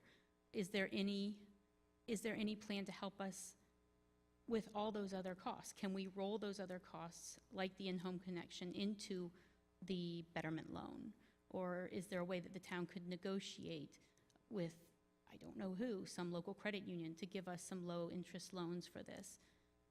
Because this is a big concern for us. The deferring question, they say you have until 10 years. You also said if you opt out, you'll never connect. You just said that. So 1 or 2 of my neighbors have already opted out. I know that they'll opt out for good again, but if they opt out for good and then they sell their home or they die, will the new purchaser have a new chance to opt in? Or is that done? That home will never be part of the septic sewer system. There were several questions there. So I think probably what I'll do first is take your last question first, and then we'll sort of work back from there, if that sounds good. So the first question is, how does opt-in, opt-out work? So I do want to point out, anybody that's submitted a response now, as you rightly indicate, no one is formally opted in or opted out right now. The survey responses were not formally binding in any way, so those who have said they don't want to connect but change their mind can go the other way, and vice versa. So as far as the ability to opt in and opt out, what we can't do if we want a system to be economically viable, and this is in consideration of the entirety of the town, because if it wasn't viable, the rest of the town picks up the tab, is give people an indefinite period in which to connect to the sewer. Because then what we have to do is we have to build all this capacity, because we just told people you can connect whenever your septic system fails. And so that's not a model that is financially viable. So right now, the concept is you can, once you've opted out as a property owner, you've opted out for your property. That said, there are, let's say we get down the road and we've now hit the capacity of our existing system, okay? We've got to 150,000 gallons per day. We decide what we want to do is essentially add another module. These are, let's call them plug-and-play modules, and that grossly undersells all the work that Weston and Sampson has done and will do. But we want to put in another module.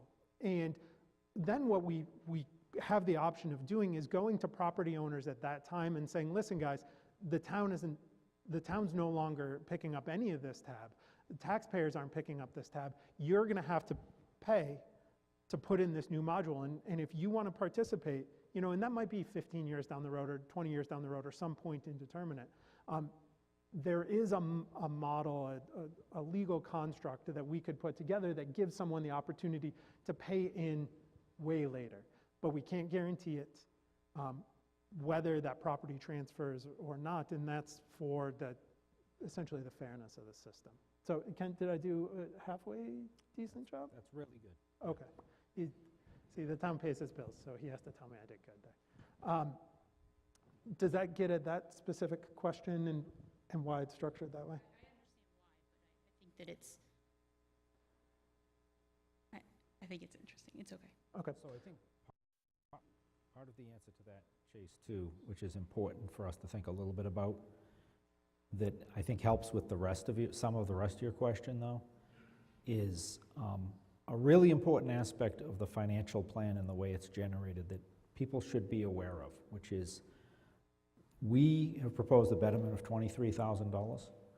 For everyone who's really good at math or at math, if you take the total project cost and you divide it by the number of folks that are going to connect, that average cost isn't $23,000. It's quite a bit north of that. The project finance plan is assembled in a way to make best use of different streams of revenue that we presented in the presentation in balance to try to keep various aspects affordable. What Chase is talking about is if at a later time an opt-out property is offered the ability to come in, they would pay more the real cost for that share, and likely the real future cost, and maybe not even the real future cost-effective cost if there's only a handful of properties connecting at that time. That $23,000 is nowhere near what the properties would have to pay later on to opt in. It will not be anywhere near as cost-effective at a later time. Right now, the way I've set it in the financial plan, the floor of that is at least 25% more expensive than the betterment. So it's up around, right now the floor is 30, and that's still not fully recognizing all the costs to the system. So while it's hard to hear a number as large as $23,000, I also need you, in the earlier part of your question, to understand that number's already been moderated with pretty significant effort by the working group that's met a lot of times to try to keep it an affordable number. It's really hard to say that to people because it's a lot of money. It's not, I know, it's not, but the challenge we have is that we have a project that costs a lot more than that per property to build, and it's not based on the decisions that we made in the technology. It's just the fact that these systems are really, really expensive to build. And they're not getting less expensive. Just like I presented, septic systems aren't getting less expensive. The kind of the challenging part of this is that if somebody felt like, wow, I really can't afford the 23, I really have to opt out. The heartbreaking part is that they then find out they have to rebuild their septic system on their lot and they have to elevate it to meet their criteria and probably do have to pay $35,000 for that. And at that point in time, the town won't apportion those costs or have other appropriate methods for mitigating those costs. So there is a need, as I try to point out in the presentation, a need for some balance in those to understand what the alternative costs are, to make sure that we realize that the $23,000 is a very high price. Saying that for everybody, everyone's finances are different. Unfortunately, it's the value of what over time, you know, the planning that we did suggests that it's a viable, good decision, and that it is, in general, on a broad base, affordable. The one thing I want to address in your early part of your question, though, is that it sounded like you were saying some things about the choices we made in the type of system, so I want to be careful with one thing. The early planning for the project proposed a septic tank effluent pumping system, a STEP system, as the collection system technology, where you would keep your septic system in play.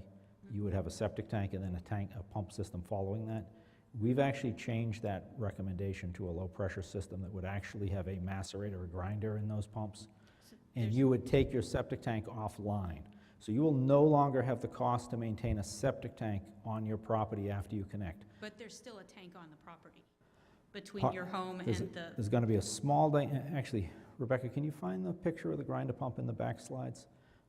There's a small diameter container that really doesn't have a lot of storage volume. It has usually 100 gallons of storage volume, something on that order, a little more, a little less, depending upon the design. All it is a pumping. Where we've put them in, these may very well have been Chelmsford, I don't even know. But this is what you see when you're actually installing it. It's basically a plastic tube. It's, there's a so in diameter. It gets sunk in the ground. You connect your gravity pipe, basically leads into this. It's a simplex like the picture on the lower right, there's a cover to do maintenance. You pull that cover off and you go in there, and the pump can be physically pulled up out of there to do maintenance on it. It's fairly unobtrusive. Very different from your septic tank right now on site. But the key component I want you to remember is with your septic tank, you've got some costs for handling solids that continue even if you have a pump that pumps out to the system. So you have pump maintenance and tank maintenance. With this system, you've got responsibility for the pump, but your septic tank will be demolished and filled. It will be taken offline and you won't have that on there. Is that cost included in your estimate of $5,000 to That, $8,000? yeah, it's the cost we're- to abandon the septic tank is usually relatively inexpensive, and it's required by the Board of Health. It's a couple $100 of that number that we cited. Okay. And to get at the basis for that $5,000 to $8,000, what we thought made sense as much solid and robust information as possible. And so any individual user's on-site costs are going to vary depending on the construction of their property. You know, where is your current septic system, where's your leach field, so on and so forth. Are you close to the road, are you far from the road, so on and so forth. So that $5,000 to $8,000 represents a typical. To the extent that your property deviates from typical, that could be higher or lower accordingly. Now, your question about could we arrange with a borrower for low-cost loans is a really interesting one that, to be perfectly fair, we haven't considered. But given the amount of connections that may go in here, I think that's a really interesting idea to pursue and I think it would make address. it a lot more approachable for families, because the concept of having $12,000 out of pocket that first year is so mind-blowing to me that it just, I mean, I've spent 2 weeks in terror about this vote coming up, because like I said, I'm just so completely conflicted. I just don't know which way is right for our family. I will tell you what we do anticipate, because we recognize that betterment cost of $23,000 is expensive, and we can control this piece, right? What we could do with the on-site costs is essentially put an arrangement together, put two interested parties together.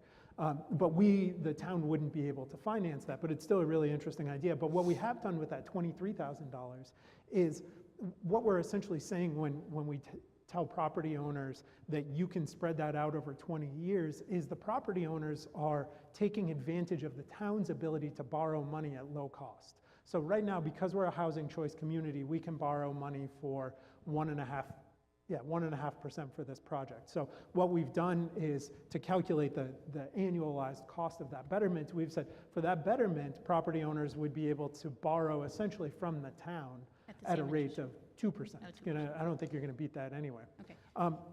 There is one other thing that I want to touch on, Jenny, and that's that your initial question was predicated on this concept, if I understand it correctly, that what we've conceptually put together is more expensive than it otherwise needs to be, and we're passing those costs on to the users. Is that a fair not necessarily more expensive than it needs to be, but I mean, you may have two different types of septic system that might cost the same amount, but you've chosen one that puts a lot more of the cost and the burden of maintenance on the users.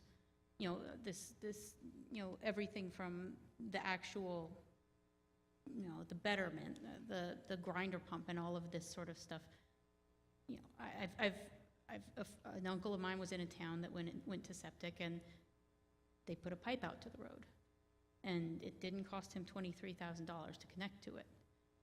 The town paid more in taxes. The increase in taxes was more, but I guess it feels to me as one of the 100-odd residents that could be very majorly affected by this, that you've set us up so that we certainly aren't the majority of the vote.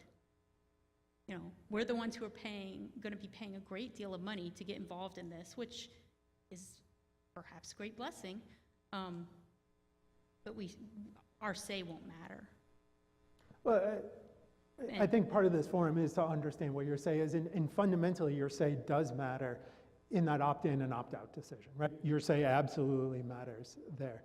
And then on top of that, the financial package we put together, and listen, there's no doubt about it, $23,000 and then the connection fees. But it's You know, 35,000 total. It adds up, right? What we've done is we've tried to put a financial number together that makes sense relative to the cost of installing on-site septic, right? So if you make that comparison, and I know no one's knocking down your door today to install a septic system or a new septic system, but that easily runs 5, and if you have any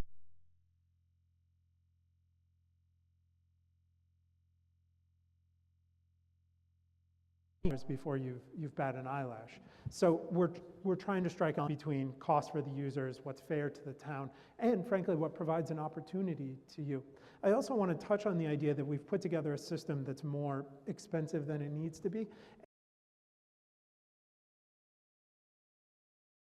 and that we've put into this, the smart aspect of it, right? And the question is, why are we doing something smart? Why don't we just do a dumb sewer? What's wrong with a dumb sewer? Doesn't a dumb sewer cost less money? And the short answer to that is, in terms of capital costs, a dumb sewer, in the sense that it doesn't have those smart aspects, does have lower capital costs, okay?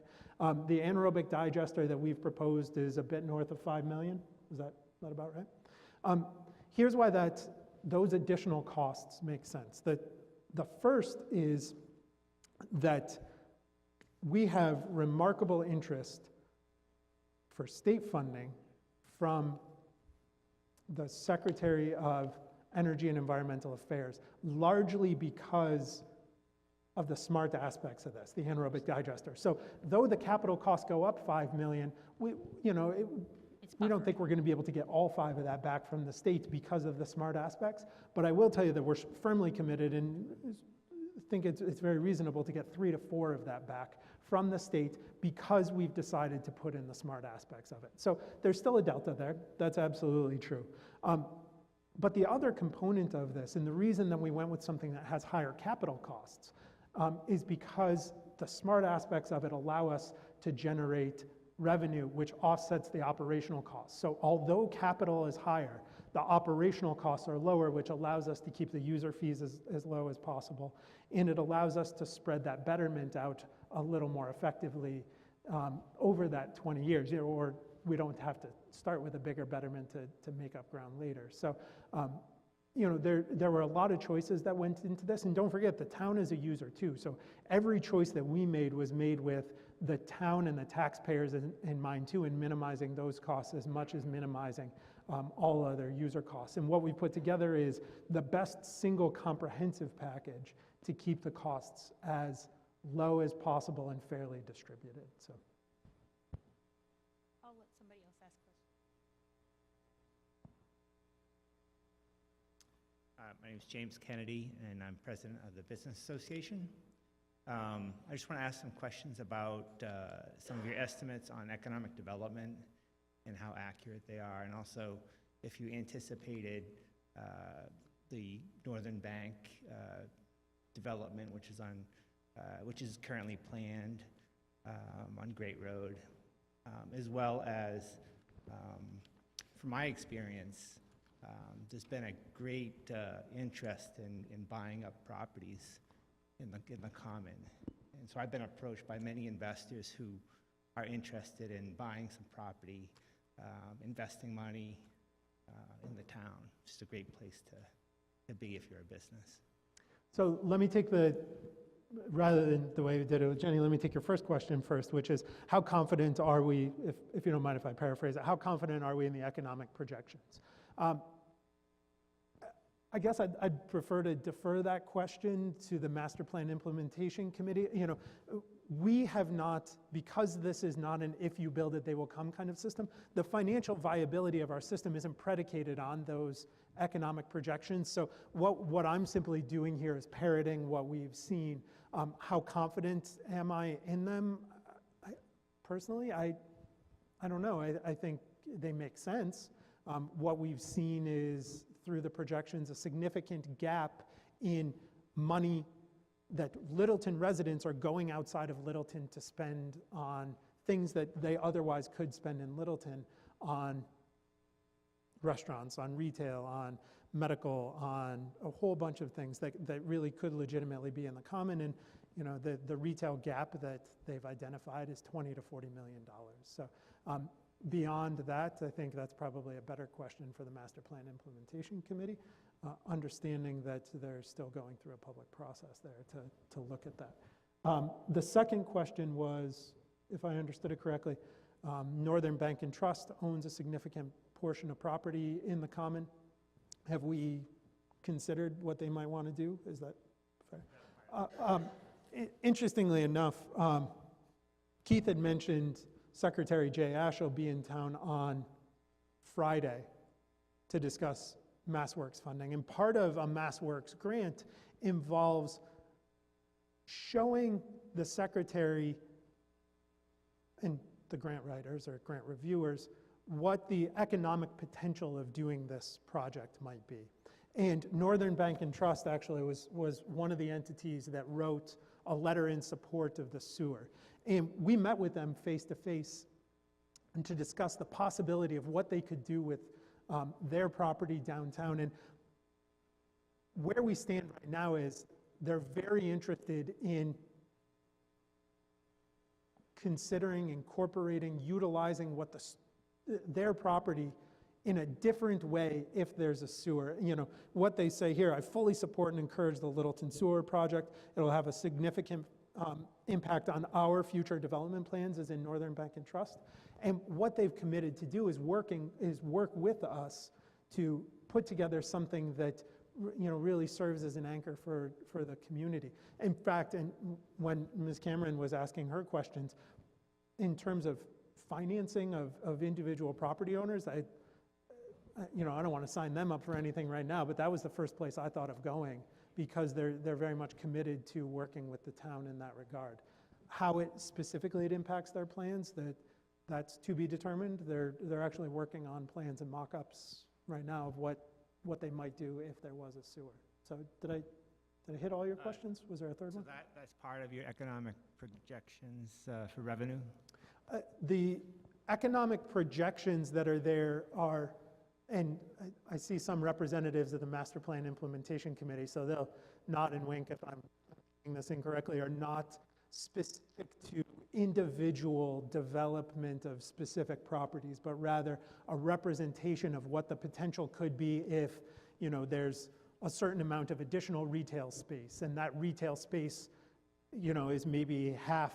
I think the models include half restaurant space and half other retail space, and how much revenue does that generate in a more generic sense. It's not looking at, if this property were to become a florist, how successful will a florist be and how much tax revenue will that generate? It's a little coarser than that. I'm not getting nods, but I'm not getting head shaking either. So I think we're pretty close on that. I was also thinking in terms of costs to the town and residents to tie in and new development would make things more affordable. Is that accurate? Oh, in terms of the sewer specifically? Correct. Yeah, that's right. So as Kent had indicated, the privilege fees, the amount of money somebody's going to pay into the system to improve their property is more than what they pay based on what's there right now.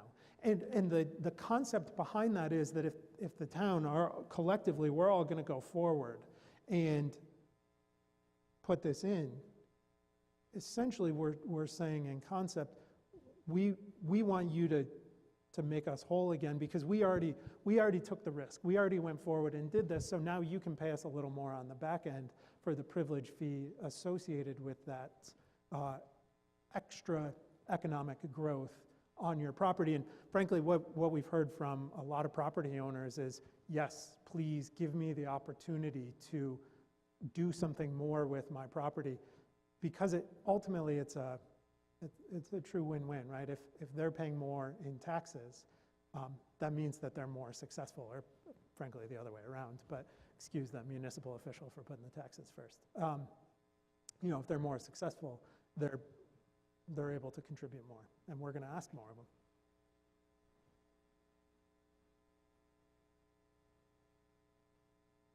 Mark Rambacher, Hartwell Avenue. I have a question based on the EDUs and the redevelopment potential.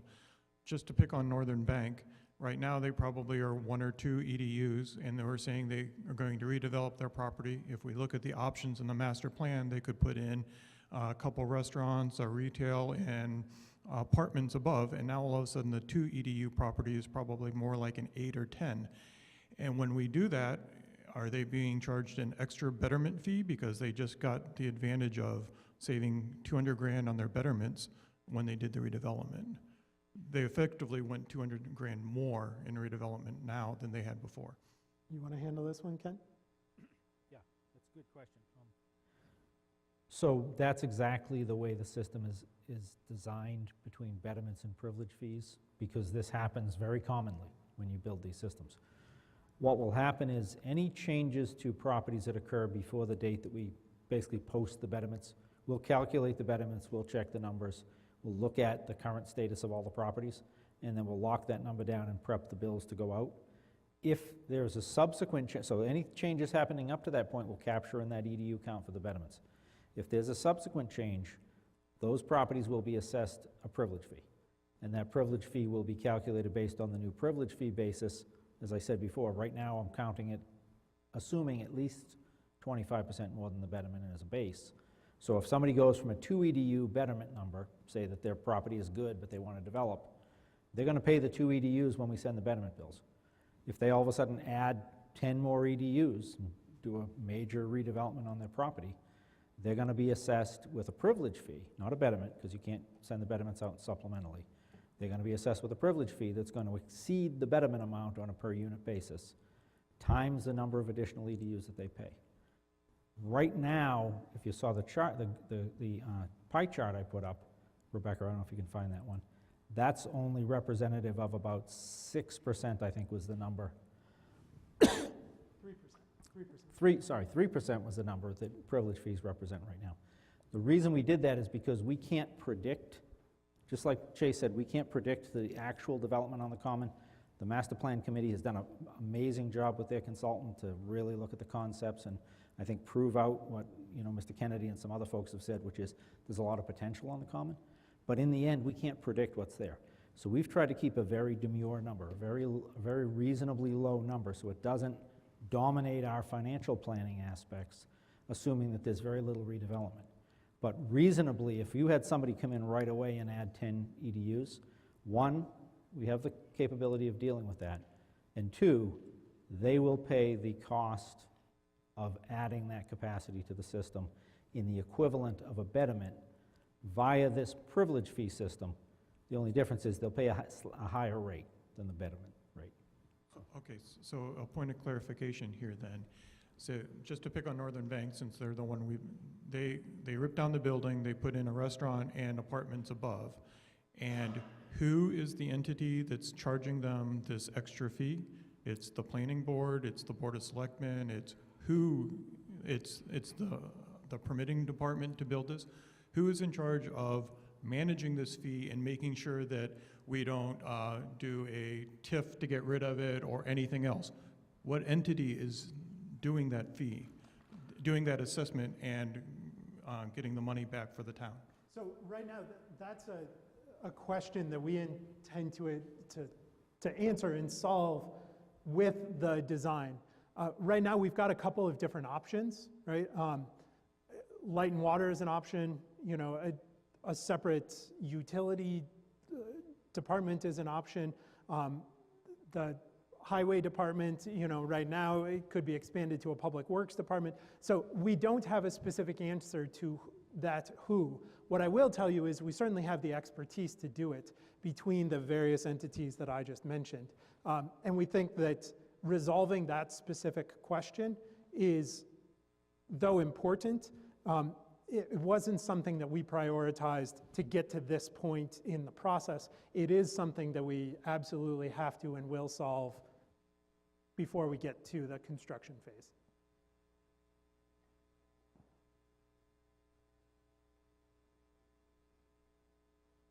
Charles Howe, I got a few questions. One, the electrical that this plant's going to generate, which is based off the methane gas, I believe, that's coming through.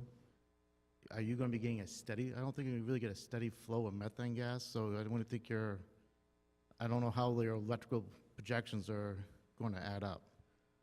So, I'll do this one, Chase, I assume. So it's tricky, and it's even trickier small scale we're trying to do. Most of the time you build these facilities, you're looking at building something of a regional scale that has a constant stream of trucks coming in. You bring in waste all the time, sometimes more than a regular 8-hour day, and you very frequently have 2 digester units, and you run them in tandem so you can generate more consistent gas production. This is a trickier design because we're trying to keep it scaled just for the community to really make sense for Littleton but not spend a lot of extra money. So some of those things will be done a little differently in this. The traditional way we approach that, and I mentioned a couple of these terms in the presentation, but it's a nice pointed question. The traditional way we approach that is to use a cogeneration approach on the site, to use natural gas to supplement our ability to generate methane gas on the site, and use a blending approach so that if we want to run our generator full-time, we can run our generator full-time. But I want you to understand 2 things. One is we do also propose some moderate storage so we can burn off pretty quickly. The bigger issue that we've got in play though right now is that we're not planning on generating a large amount of electricity.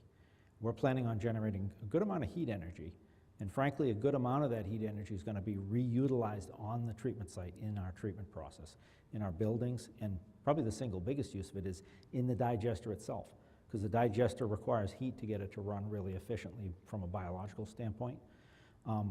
Once we take the heat energy off, we actually think there'll be a very small amount. We're talking something like 200 kilowatts. Very small size generator set here, not a really large unit.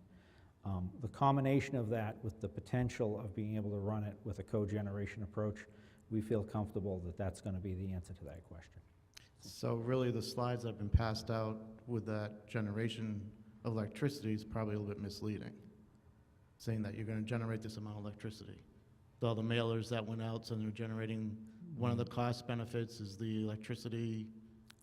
That information in that mailer is based on the size that we put it in at. Yeah. So and I would estimate we probably will generate more than that if we use the cogeneration approach. Remember, with cogeneration, if we bring in piped gas, we're not really counting that. We could probably generate more. Right, so if you're using the piped gas, then you're actually increasing your cost because you're paying for the gas. So right, which we have a small amount. So you're breaking even really with what you're generating for electricity. A lot of folks are actually burning it and making money, but we're not counting on that. We've accounted for that in the budget, and it is reasonably reflected in the numbers that were put in there. Okay. Another question, since there's nobody behind me, I don't know if anybody else has questions. From my understanding, for this type of facility, you have to have a licensed person to run it. Mm-hmm. I do also know that you guys also do a lot of town sewages. Can you give us an estimate of how much it would be, just a ballpark, that if we either have a licensed person to run it, what that might cost, or if they decide to go with like a company like you to manage this facility, what that cost would be? So Rebecca, can you go back to the pie chart? So these things are really good questions. These are a lot of the elements that are in our financial plan right now. So we actually have incorporated in our financial plan over time the costs. We have 30 years of operations costs, not just for the plant itself, but for the effluent reuse, the testing required for the effluent reuse, for the effluent disposal, the wells, the sampling, the state permitting expenses to make sure we can maintain certification, labor for the operators, as well as labor to support the limited amount of trucking waste that we're going to pull into the digester and operate the digester, all factored in. That's one of the reasons why the operation and maintenance costs are 37%. These costs pay for a portion of the capital cost, but also pay all of that annual cost. And I forget what the number is exactly, but the base cost to operate this system, I think we have right now budgeted somewhere around the $300,000 per year range. It's a good number. But remember, in context, it's more cost effective than it is right now for the town, because the town, to run a small system here at the high school that treats most days under 10,000 gallons a day, that's costing the town over $100,000 a year to run. Yeah, I'm a So little that cost, that still has a licensed operator, but the complexity of our system gets to the point where we're going to have more labor. We're going to have a full-time operator rather than a part-time operator, And we're probably going to have supplemental operating is what's built into the budget. Yeah, I'm a little confused on that waste treatment plant that's here, because my understanding, this is a septic system that's located here with a pumping station pumping the stuff into it. Nope, this is a groundwater discharge plant. It's it's extended aeration plant. It's buried, so when you look out in the yard, you don't see most of the treatment components, but there are aeration. If you walk by the little building, I don't know if we can play the little video. Rebecca, flip to the pictures first. The pictures might be good. I missed some of the beginning of So she'll your go through. presentation. Out front by the tennis courts in the front parking lot here at the high school is a little building. Under the fields out there are tanks. Those tanks have things like pumps, this is the view of the front of the high school. See those concrete pads in the upper left? Those are actually large buried tanks. Some of them have aeration devices, some of them have mixers in them, some of them have pumps to recirculate it. It's not a septic system, it's a fairly complex but buried treatment system. Quite a few of the operable components are enclosed in this little building that you see, which actually sits right next to the tennis courts. And if you never walk by it, Rebecca, play the video if you can. If you never walk by it, you would know that you walked by it, because on your way up to the fields in the back, when you pass that, you should actually be able to hear the sound of that going on. See if we can get our sound guys to kick our sound on.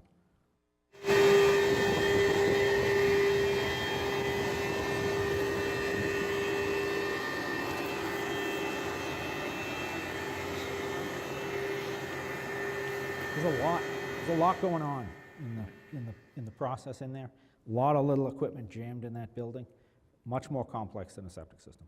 And it does require an operator, because any discharge to a degree in the Commonwealth of Massachusetts in excess of 10,000 gallons a day to the ground goes beyond the Title V regulations and triggers groundwater discharge regulations.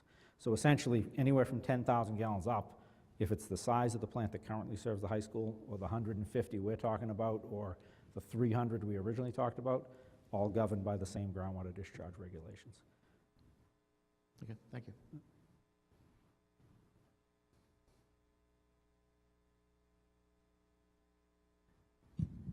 Jenny Cameron again.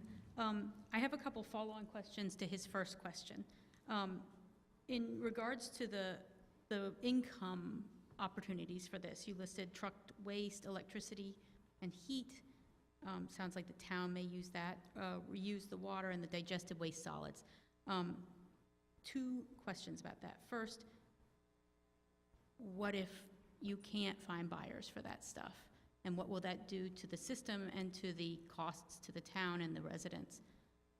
And is there, the food waste you were talking about, is there something, I mean, you talked about how much food waste is produced in this area and how you're thinking we could use this little small percentage of it. And is there something else in this area that is accepting food waste in these truckloads sort of format? Or is this a new concept for this area that it's going to be hard to get people to buy in on? So the first question, what if we can't, there we go. The first question of what if we can't get buyers for this?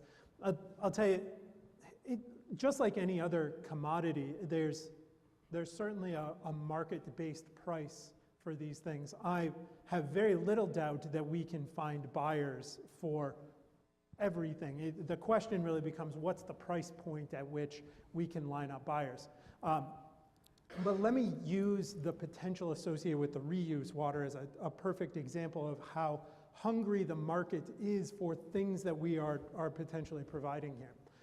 Middlesex Corporation, which makes concrete and other aggregate mixes, is roughly across the street from where the treatment works will be located.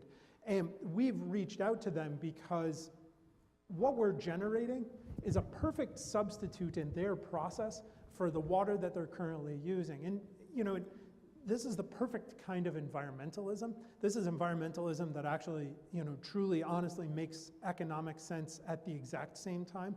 Right now, Middlesex is pumping drinking water out of the ground. They're buying it from our water department, stressing our aquifer, and then they're mixing it with cement and aggregate to make concrete. the processed water that we're going to generate here is essentially everything but potable, and it's perfect for their use. And they're very excited by the idea of being able to purchase their water at a lower cost than what they're currently paying right now for the water that's, the essentially drinking water that they're putting into their industrial process. So that addresses the water. The electricity is sold back into the grid essentially at whatever the market rate associated with that is at any given point in time. In terms of the biosolids, there are extensive programs to distribute and sell biosolids generated from these, depending on where they sit within EPA or Mass DEP's biosolids quality. So we're confident that we can sell all of these things. Going back to the conservative nature of this, what we haven't done is assumed irresponsible rates for what, we could create a model, right? I could bury in a model, or not I, because Kent really runs the model with Rebecca's help. We could embed in the model some really heinous assumptions that make this look financially viable. And we can tell all of you guys, all we have to do is sell electricity for 20 cents a kilowatt hour and this pays for itself. Well, we're not doing that, and to the extent that we have specific numbers, I don't have them at hand, but what I can tell you is each of the numbers that we put in, whether that's a tipping fee, whether that's an electricity sale rate, whether that's the resale rate of the water, is based right now on what our technical engineering team has told us is the current reasonable market rate for these items. And certainly they will ebb and flow to an extent, but I think we'll always be able to find a market for the saleable utilities. In a really bad, worst case scenario, we may not get exactly what we think we're going to get for the sale of those. But we hope that the conservative nature of the assumptions that went into it cover that. My long-winded nature has now robbed me of what your second question was. I was curious about the food waste, appetite for food waste in this area. Let me talk about food waste at sort of a high level. So one of the reasons that Energy and Environmental Affairs is interested in this is that diverting food waste from landfills is a huge objective of the state. And the reason for that is that food waste that ends up in landfills degrades anaerobically. When it degrades anaerobically, it generates methane. This is fundamentally the same process that we're trying to. But when it degrades that way in a landfill, methane is something like 14 times more potent as a greenhouse gas than carbon dioxide. So the state is fundamentally very interested in diverting food waste from landfills and digesting it to create energy. And so the first answer to your question is there are a lot of state initiatives. We're not reinventing the wheel here. We're not going to be the first entity to try and handle food waste. Now, the specifics of the viability of the grease, oil, and other source-separated organics, I think Kent can speak more eloquently to. We're looking at is in fact a viable number in Littleton. So, talk a little bit about the basis for that, Ken. Yeah, the thing that changed in the Commonwealth of Massachusetts was 2014. There was a change in the law to require the separation of organics on an institutional and wouldn't end up in landfills and incinerators and other places when there was actually some more environmentally conscious ways to deal with that waste. And that law has not broadened yet to the point where it affects everybody, but it does affect a lot of institutional and particularly commercial industrial process areas. The state actually prepared an atlas that kind of shows where all that waste generates. But over the years since that law change went into play and we've evaluated regional opportunities for this, a lot has been learned about what the nature of those food sources really is and really what happens with them day to day, because some of them were already being diverted. One of the best things that happens with them is, a lot of people don't realize this, but a lot of waste produce from grocery stores and places tends to get shipped to farms where they feed livestock with it, which is great when you think about it because it doesn't get wasted. A lot of those systems are already kind of set up and in play. And so what our job is to kind of try to make some projections that make sense, recognizing that There's a lot of that material out there, but it's not all going to be, even half of it isn't going to be available to the town. The second thing, what we tried to do is we tried to look at area, kind of surface area. And the good news with Littleton is we think that there's a couple of things that could happen over time that will give us good access to this. One of the neat things is not just within Littleton, but in near proximity in a couple of the neighboring towns, there are some pretty large food manufacturing facilities and places that generate waste of the type that would be very helpful to our digester to run. The second thing that comes into play in these, very similar to the food waste, is the grease. Grease is a really interesting component to us because it's terrible to put into a sewer system. It's really hard for us to treat at the treatment plant. It will cause problems in your septic system, in your drains, everywhere it goes. It's really hard to deal with. But if we put it in a digester, it's like putting fuel oil in a digester. It's very high energy content value when we go to digest it.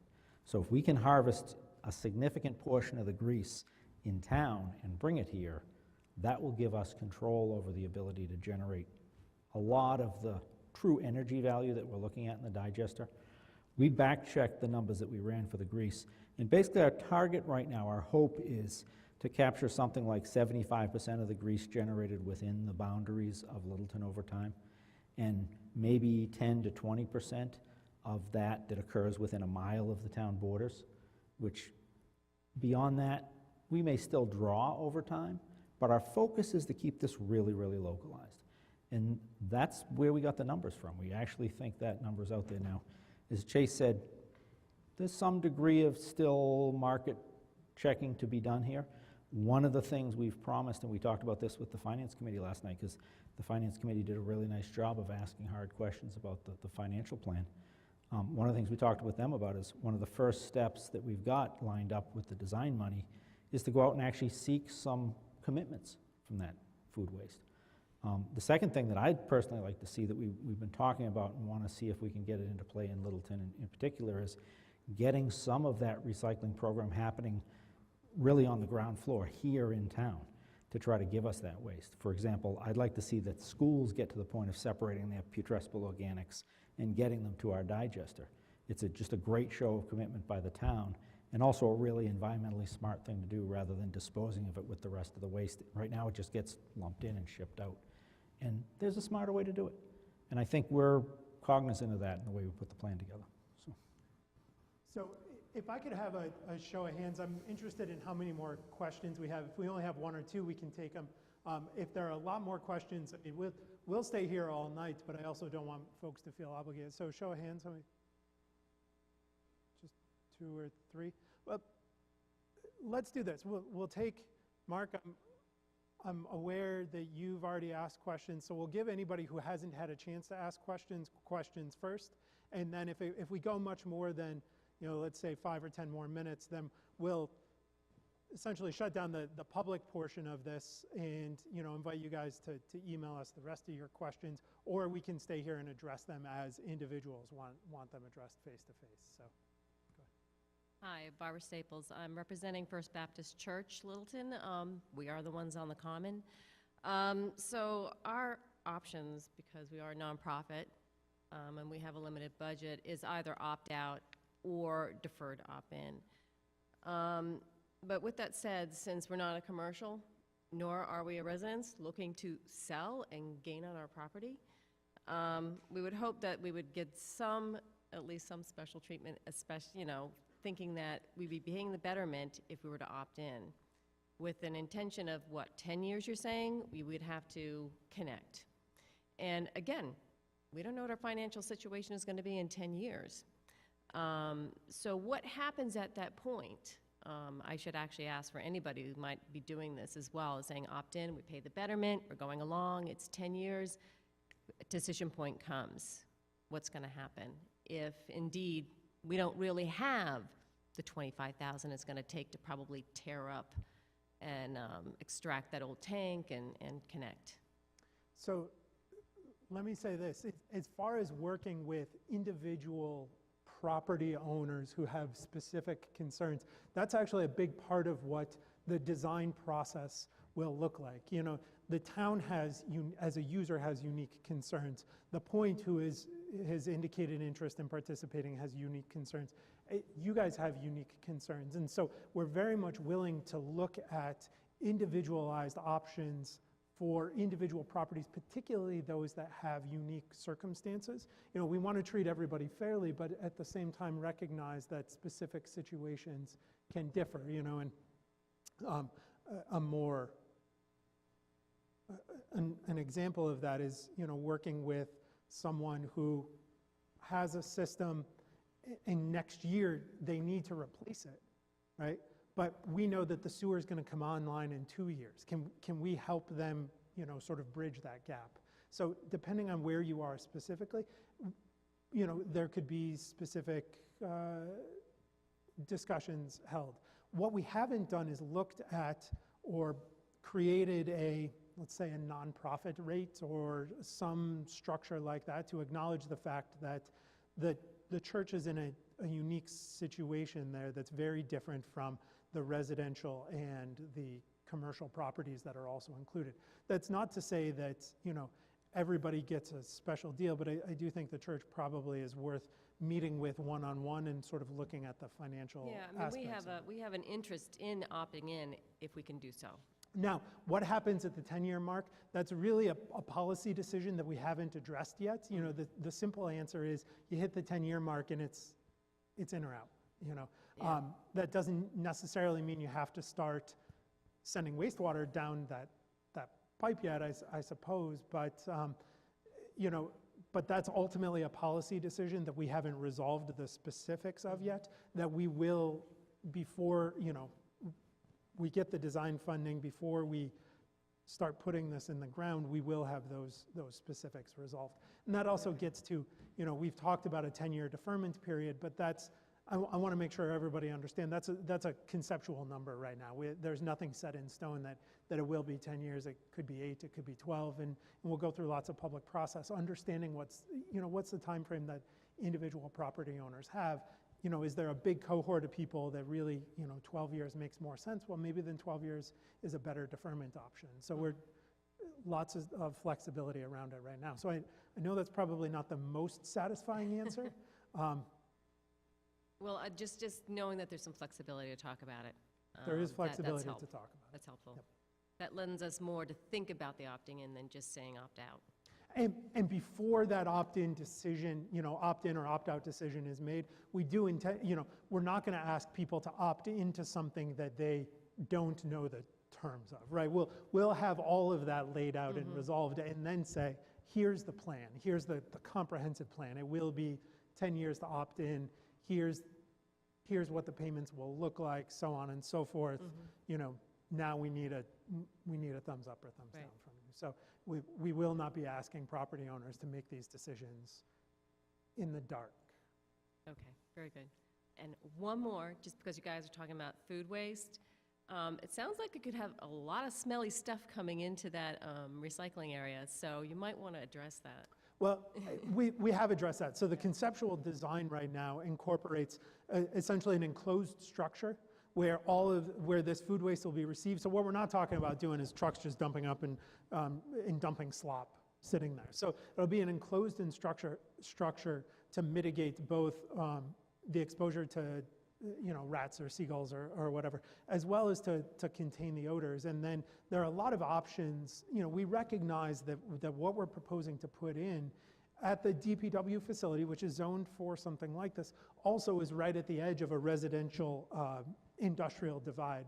You know, so on the back side of that property are residential properties, and we are firmly committed to ensuring that what we're going to put in and what the full design incorporates are as many noise, odor mitigation measures as are necessary to reduce or, to the extent possible, eliminate the impacts to the residences. I say reduce because there are some aspects that we're not going to be able to deal with, particularly during construction, that it's just going to be a loud, couple months there. And, but the long-term operation, what we hope to do is be able to mitigate all of those things through a variety of odor mitigation and control systems, containment design, noise mitigation, so on and so forth. So it's very much on our radar to be a good neighbor. Yeah. So one other question from a new participant.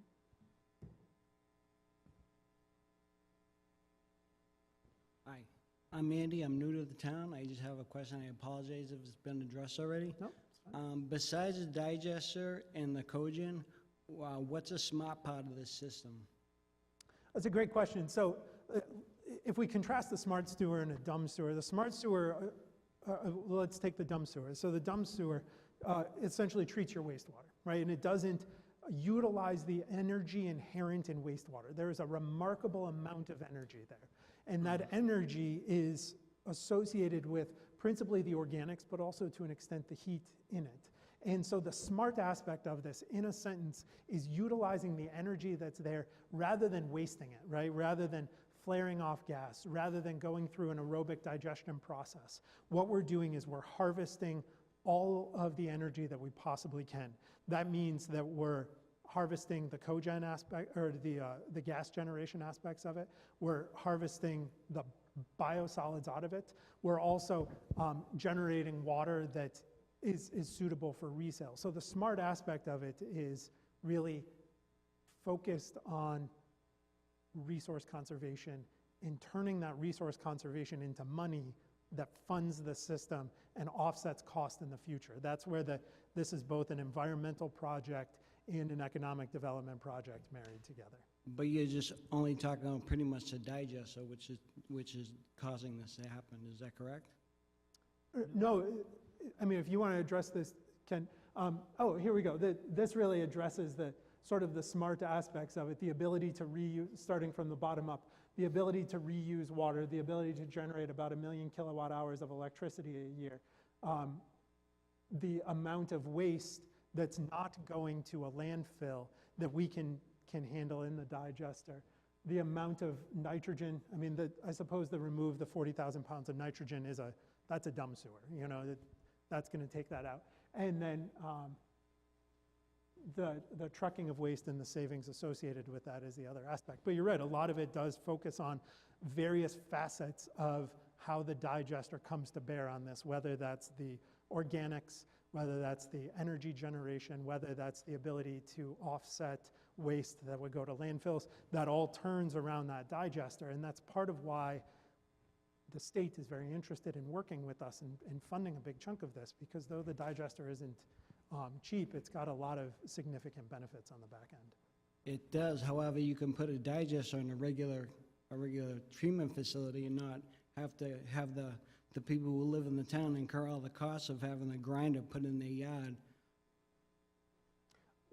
The grinder pump is really there to move the waste into the system. So this system could be constructed without the anaerobic digester and would still involve essentially the same infrastructure at the street. The grinder pump is really just there to move the wastewater from their property into the piping system. Yeah, but if you're gonna move it in a pipe that's only 1.5 inches wide, then it has to be ground up. And if you send it into a digester ground up, people don't just flush organic materials. So a lot of that stuff is toxic to the bacteria in the anaerobic digester. Ken, do you want to address some of the technical aspects here? Yeah.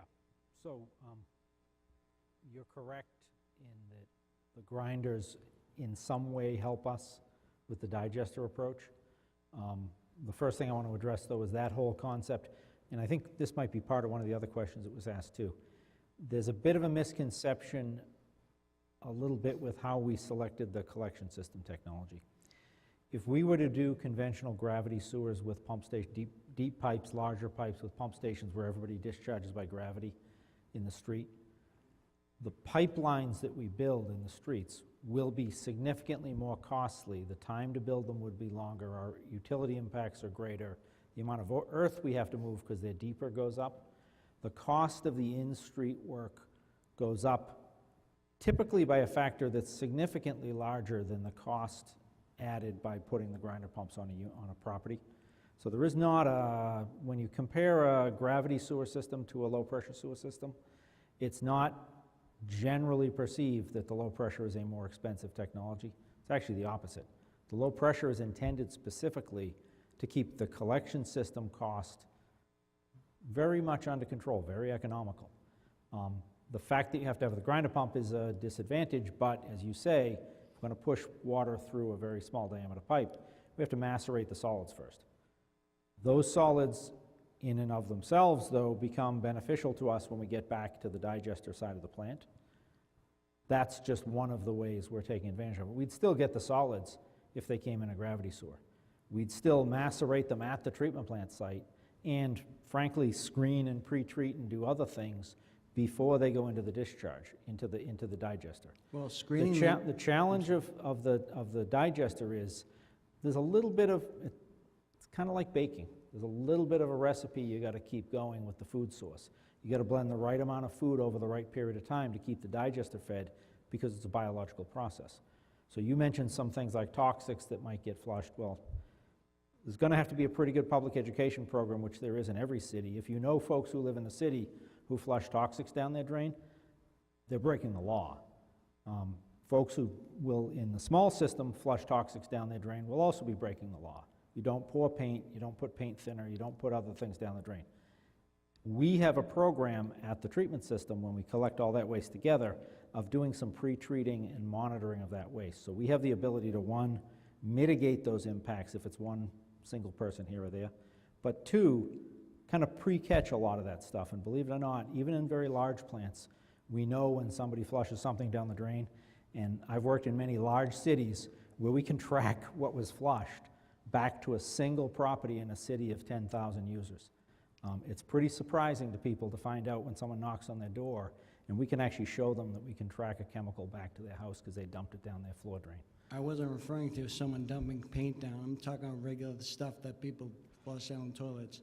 Virtually everything else that gets flushed down the toilet will not be a problem for our digester, with the exception of some of the things that right now have been sold and marketed as flushable that aren't. The big one is wipes. A lot of these shop wipes, baby wipes, personal wipes that are marketed as flushable aren't technically flushable. They cause problems in the system. And Our to be fair, approach- they cause problems in septic systems as well. I mean, Septic, these right, are not going to everywhere. be new challenges for Right. the folks who would connect to this system because, I'm very cognizant of what I flush down my drain because I know it's going into my septic system. And these are the exact same considerations, Right. whether it's going into a wastewater treatment facility or it's going into an on-site septic. It's bad in both scenarios. Yeah. But our system design is intended to have pre-treatment to the point where we're not just going to take all that and dump it in the digester and hope it works. We actually have some pre-processing steps that we go through, including screening out plastics and other things like those raggy materials, making sure we get the right consistency and the right food rate to get into the digester, and keeping an eye on that mix rate as it goes. But if This is they're not new already- technology. If they're already It's- ground up, I know it's been around for a long time, but if they're already Yep. ground up, how can you separate them?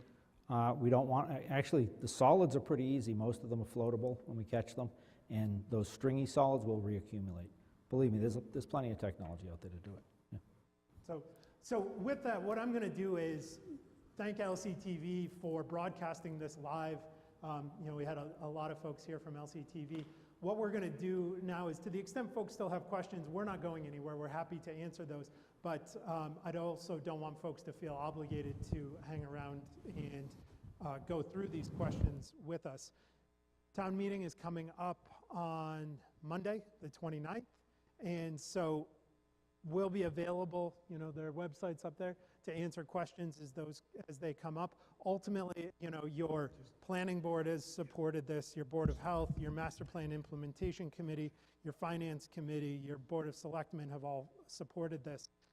What we're hoping is that town residents will support it come town meeting. So please don't hesitate to reach out with other questions, and we'll be here until there are no more tonight. And So thank you Chase very and much. Kent, I just want to say thank you to both of you. I thought that I appreciate the great command of that you have of this very complicated subject matter, and your patience and thoroughness with the answers, and Anthony for all of the prep work that was done in taking your questions, which we've had been coming in over the last week or so, and thus far, I think we've been able to respond to each one, sometimes in detail, and all of the questions and answers that we've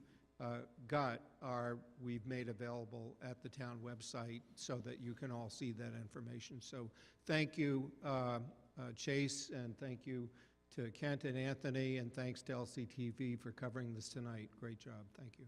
Thank you, guys. We'll be here.